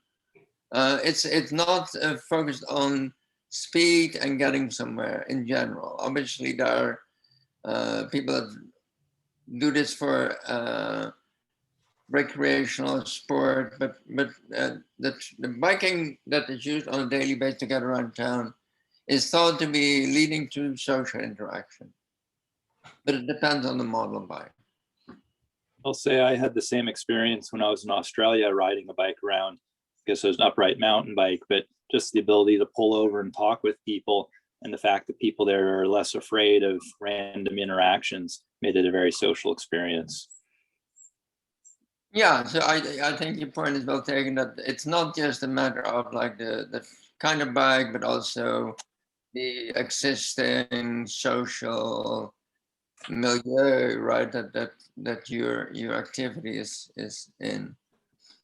Okay, so this is an interesting study that asked the question that pertains to what we were talking about. How many people will not have a private car in the future? What are the obstacles? Why are people so in love with a private car? And what the study did is they tried to put a dollar amount on what people would need to get if they got rid of their private car. And they came up with this a number of about $11,000 a year. So the value of people of an electric, of any private car is higher than the average cost that people have for their car. And what was most striking about the study, which is, when you think about it, it's maybe a bit common sense, is that the value of the car is a lot of it is the non-use value. It's a value that it gives you because you have the option to use it. Yeah, you can use it, although you don't need it. It sits in your garage, you never use it, it's still valuable to you because it can be used in certain situations. Right, so a car is more than, it makes you go from A to B, it has other use, it has other option values. You have flexible scheduling, maybe there's a status issue involved. And the value of the car in this study increased during COVID. And for our own region, we may think about the value of the car. Having a private car in our area with forest fires is very important. It gives you kind of the security that you can leave town if needed, right? So this is an important thing. With respect to COVID, in a conversation today between some of the members, and they brought up that they had to ride to different hospitals in different towns. Just imagine that you had to do that in a rental car, organize that, or public transportation, God behold, right? So to have that car creates a lot of flexibility. Maybe COVID also, it's because it gives you like your little living room outside your house that you can move around. Some people also put a lot of their stuff in the car, right? And so that is very important. They have a way to kind of organize their life, a little living room that is not part of the house that moves around in the world. Well, when you bring that point up, DJ always asks me when I'm coming over to your house, why are you driving over to Zeno's house? Why don't you walk over or take your bike over there? And the answer is, I'm carrying stuff with me.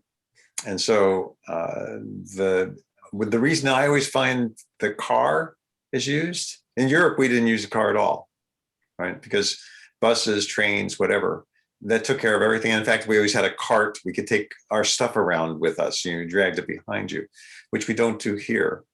So I think the two issues that take us to cars all the time here, sometimes the distance, but most often it's the carting. I can cart stuff in the car.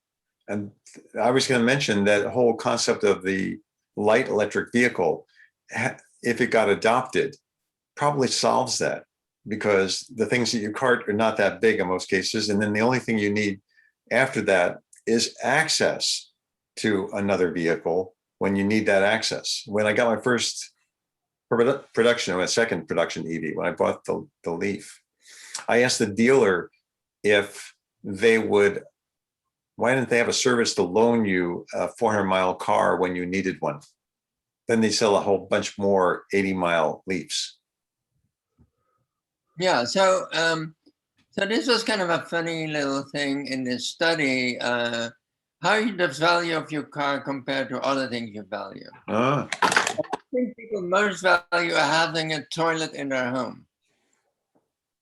Yeah, so having to knock at a neighbor's door and say, can I use your toilet, is a very embarrassing thing. So, and you want to have a toilet in your home for privacy, and that's worth more than $20,000 to people.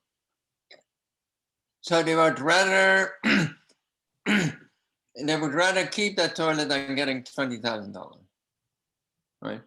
So that's why, and there are some other comparisons, but I thought that is kind of interesting that having a car, it gets close to having a toilet at your home,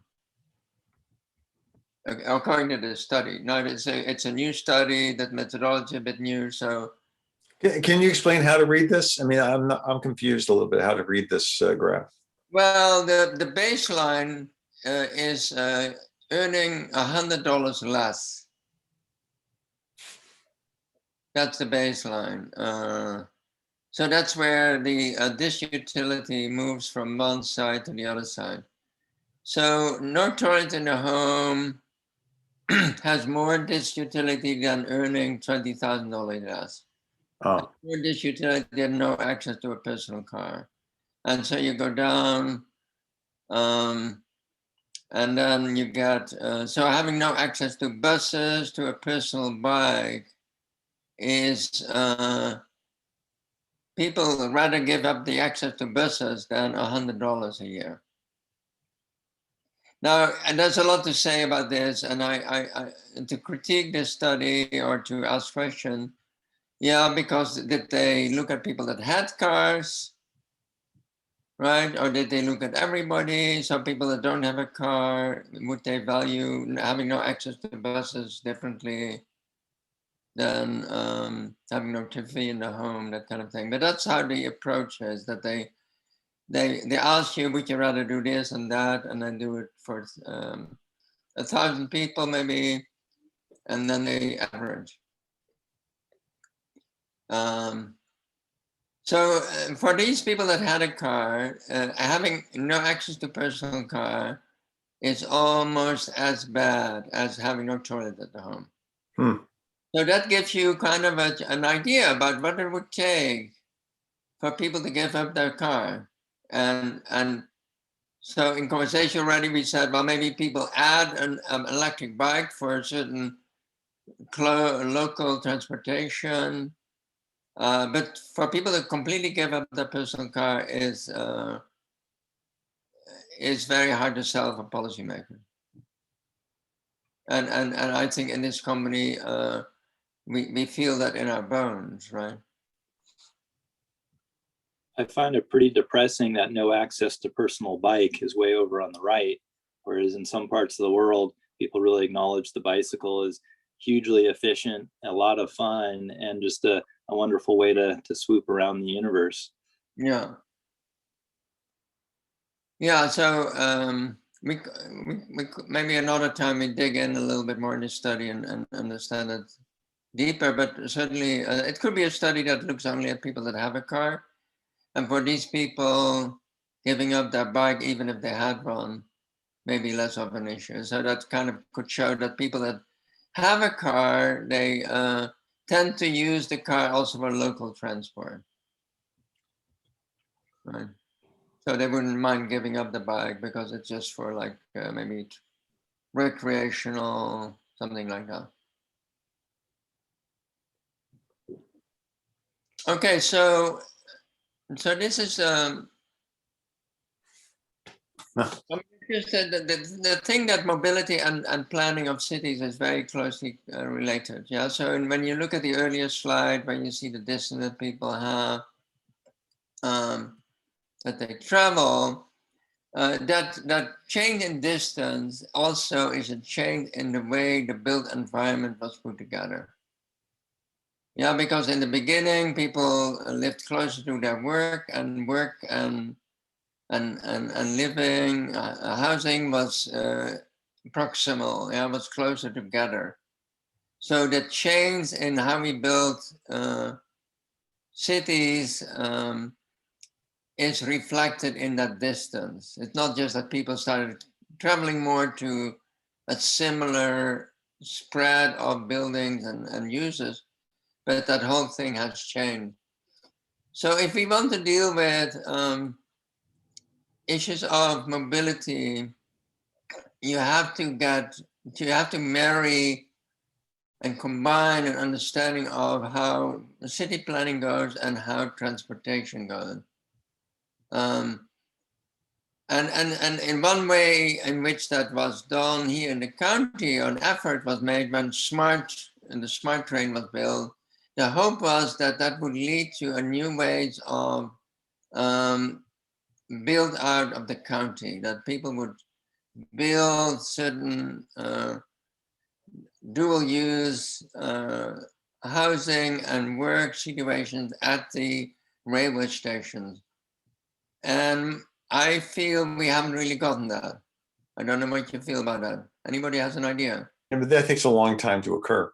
I mean, in South Bay, there was a study that I participated in almost 40 years ago on the 237 corridor. If we extend 237, what will happen? It took almost 25 years before it started getting built out. In the case of Caltrain, the same thing's happening there. You see at Lawrence Station and a bunch of others. Increase the service so we can now have home work areas right along a transit corridor that is not a highway transit corridor, a light rail, the same thing in the South Bay. But it takes 20, 25 years for that to happen. It doesn't happen in 5 years. Well, let's hope that. The problem, though, is that people that study planning tend to be different kind of people that study transportation. So in transportation, transportation is often seen as a disutility. Like you want to get it over as soon as possible. So you want people not to spend too much time in transportation. You don't want people to get stuck in transportation. So the whole perspective about like social interaction is not really there, or beautiful road is often not there. That's my impression. So there are two different types of expert. One is very interested in like people feeling at home in their neighborhood, and the other is people that just want to spend as little as possible. So they see the road as a corridor where people want to move through quickly. And I think that's a challenge for anybody who's interested in moving to a better mobility system, that we need to, as lay people, we need to get these two different kind of experts talking to each other. And as lay people, we can ask the questions and point out inconsistencies or different approaches. So this is also from Bertolini, which is an Italian researcher who works at the University of Amsterdam. And the arrow is from left to right. On the left, you see kind of the traditional city. And on the right, you see how cities function right now. So there's a lot of, the functions kind of got separated out. Yeah, so some functions are at very other location, and people have to travel to these functions. Yeah, like work, see the way you travel to the work. And if you look at, for example, the development in the East Bay towards the Central Valley, you see that happening, right? So there's a lot of expansion there, a lot of new housing, but there's no work there. So people go to the Bay Area for work. Now this is somewhat simplified because, for example, if you look at Rome, the city of Rome, was about 1 million people around 100 AD. 1 million people, so that was an enormous city. And obviously that city could not live as an isolated island. Yeah, so food production happened outside the city, all the way to Africa, Sicily, and was brought into the city. You know, there was a daily buzz and busyness for people to get the fish, the grain, etc., the wine, the olive oil into Rome. But people tend to work in Rome and live together in Rome. And having that 1 million people, that was an enormous challenge for bringing water into the city, the aqueducts that were built, and getting the shit out of the city. Yeah, that's, Rome at the time was really not a pleasant place to be. And rich people were carried around in town by slaves on a kind of a chair that was sitting high up so they wouldn't have to wade through the shit in the street. So we 12:05, and I wonder whether I should finish and continue and finish this another time. How much more do you have? About 40 minutes. How much more? 14 or 40? 40 minutes. Well, let's see if you can go through it quickly. Yeah. Hmm? Can you get it tighten it up a little bit? No, because it's a more an interactive thing, and I'm. Oh, okay. Well, then we'll pick it up another time. I mean, it's gonna be kind of disassociated because we have to get everybody back clued in again. All right, so let's cut it off there then. Once you hand it back to me. Yeah, so I could do it next time, or if we find somebody from, if Brad Arthur is coming. Yeah. That I talked about with you, I could do it like in 2 months or so. Yeah. But it's always good, I think, to keep an eye on because we went on a little too long today. You told me an hour. Yeah. So, and we should have stopped. We started a little bit late on that. Just a second, I got the wrong share here. Okay. Yeah. I really enjoyed that, and I'd like to hear the rest of it myself. Okay, good. I'm looking for where I have the PowerPoint. Oh, there it is. Yep. Okay. There's the right one. Okay.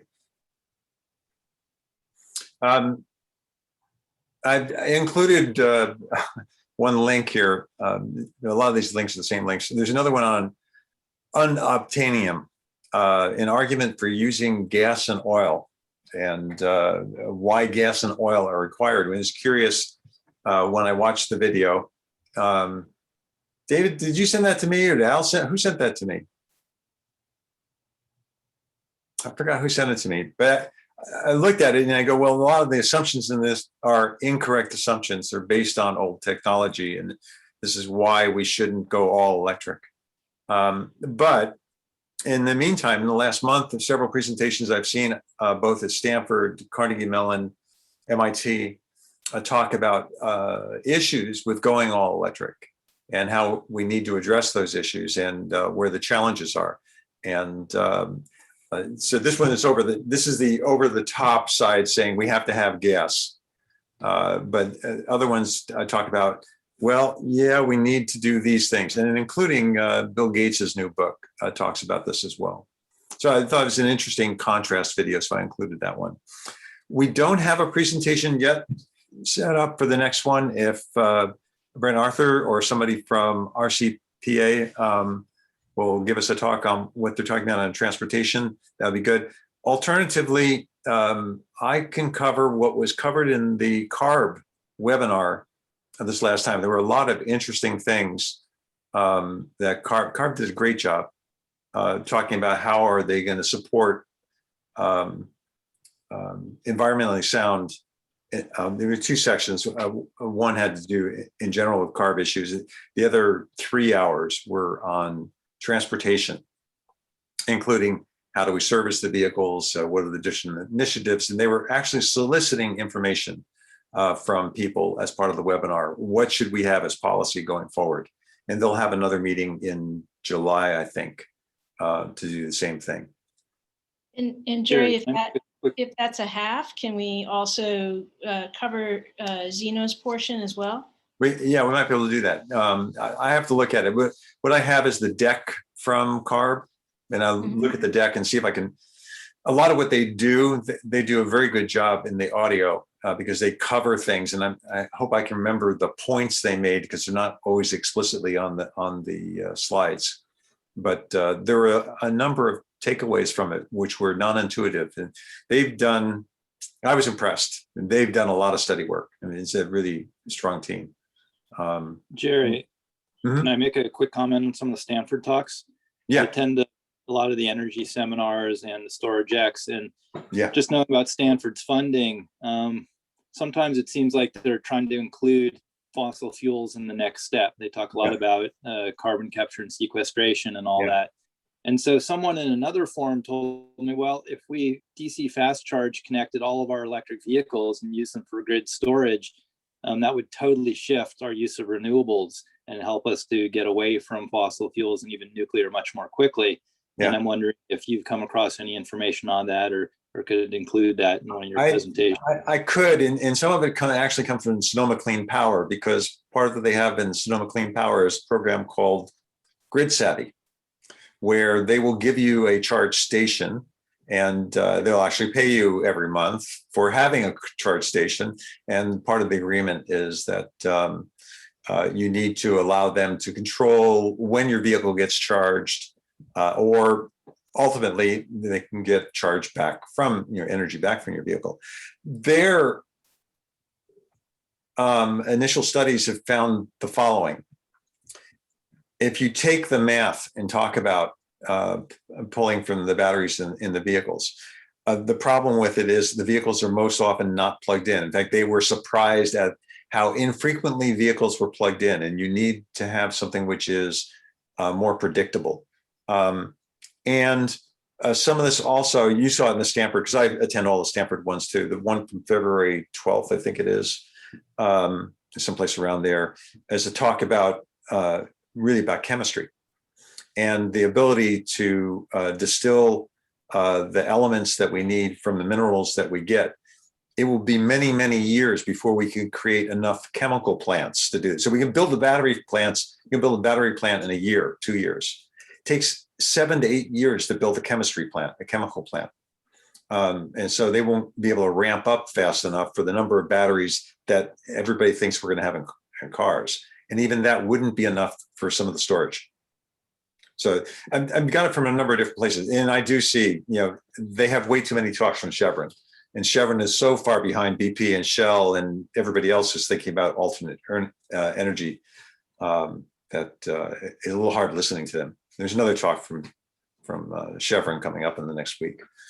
And the rest of the energy companies have a lot of assets they don't want to see stranded. So I don't see any exactly with way in the future without continuing to use oil until it's all used up.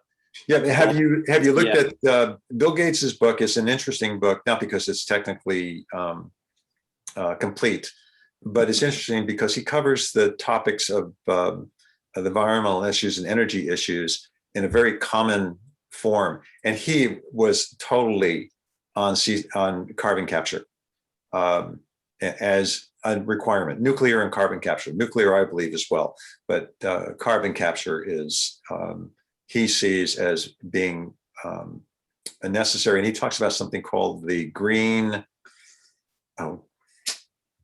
It's basically the green bill. And if you are going to do it this way versus that way, how much more will it cost you? And he says you need to get that green factor down so that it's either zero or negative. And so you might look at his book. I'm not sure I agree with everything he has in there because of the other stuff that I've read. But I attend all the Stanford ones. They're fascinating. I mean, CCS is generally being held up as a way where we can keep using as much oil as we want and then putting some other kind of goo back into the ground. Yeah. And it just, to me, I don't know, when I was at Stanford, I talked to some of the people who were trying to clean up coal and looking at CCS, and all the funding was by oil companies that want to keep extracting oil and don't want to properly line their wells to prevent the methane emissions, for instance. Yeah. Well, even Stephen Chu, Stephen Chu maintains that natural gas is necessary for the next 10 to 15 years. And they talked about carbon capture for that. But I don't see anybody talking about oil and coal, certainly not coal. It is actually required for a number of other things too. Even though we can have net green concrete, there's emissions when you do that. So you've got to capture the carbon in order to put it back into the concrete. In the case of steel, you're going to have the emissions because of the chemical reaction. And you don't have a choice.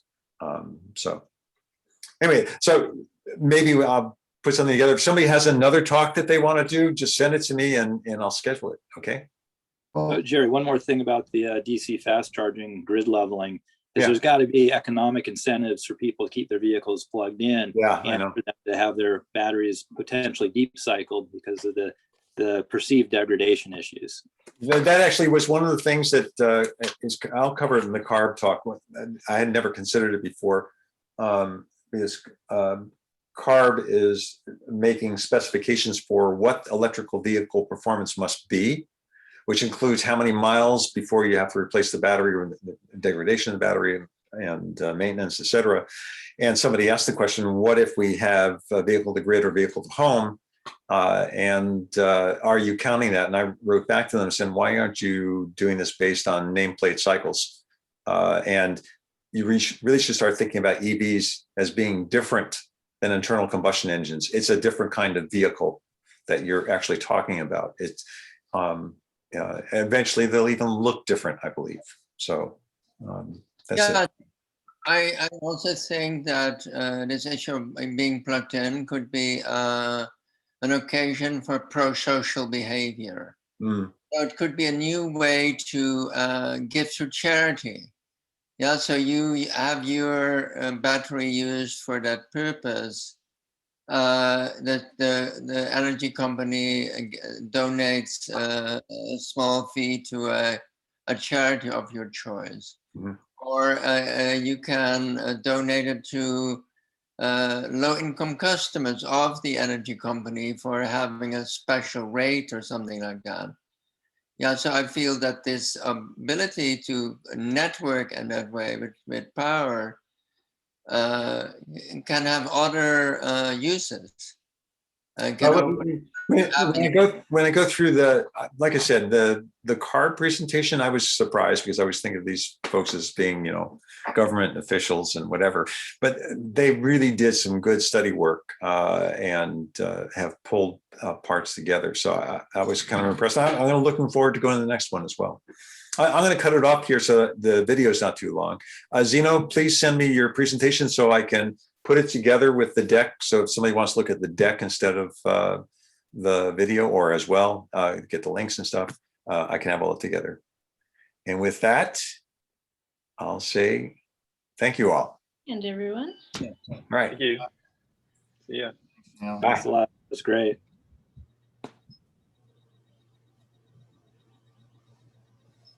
Oops.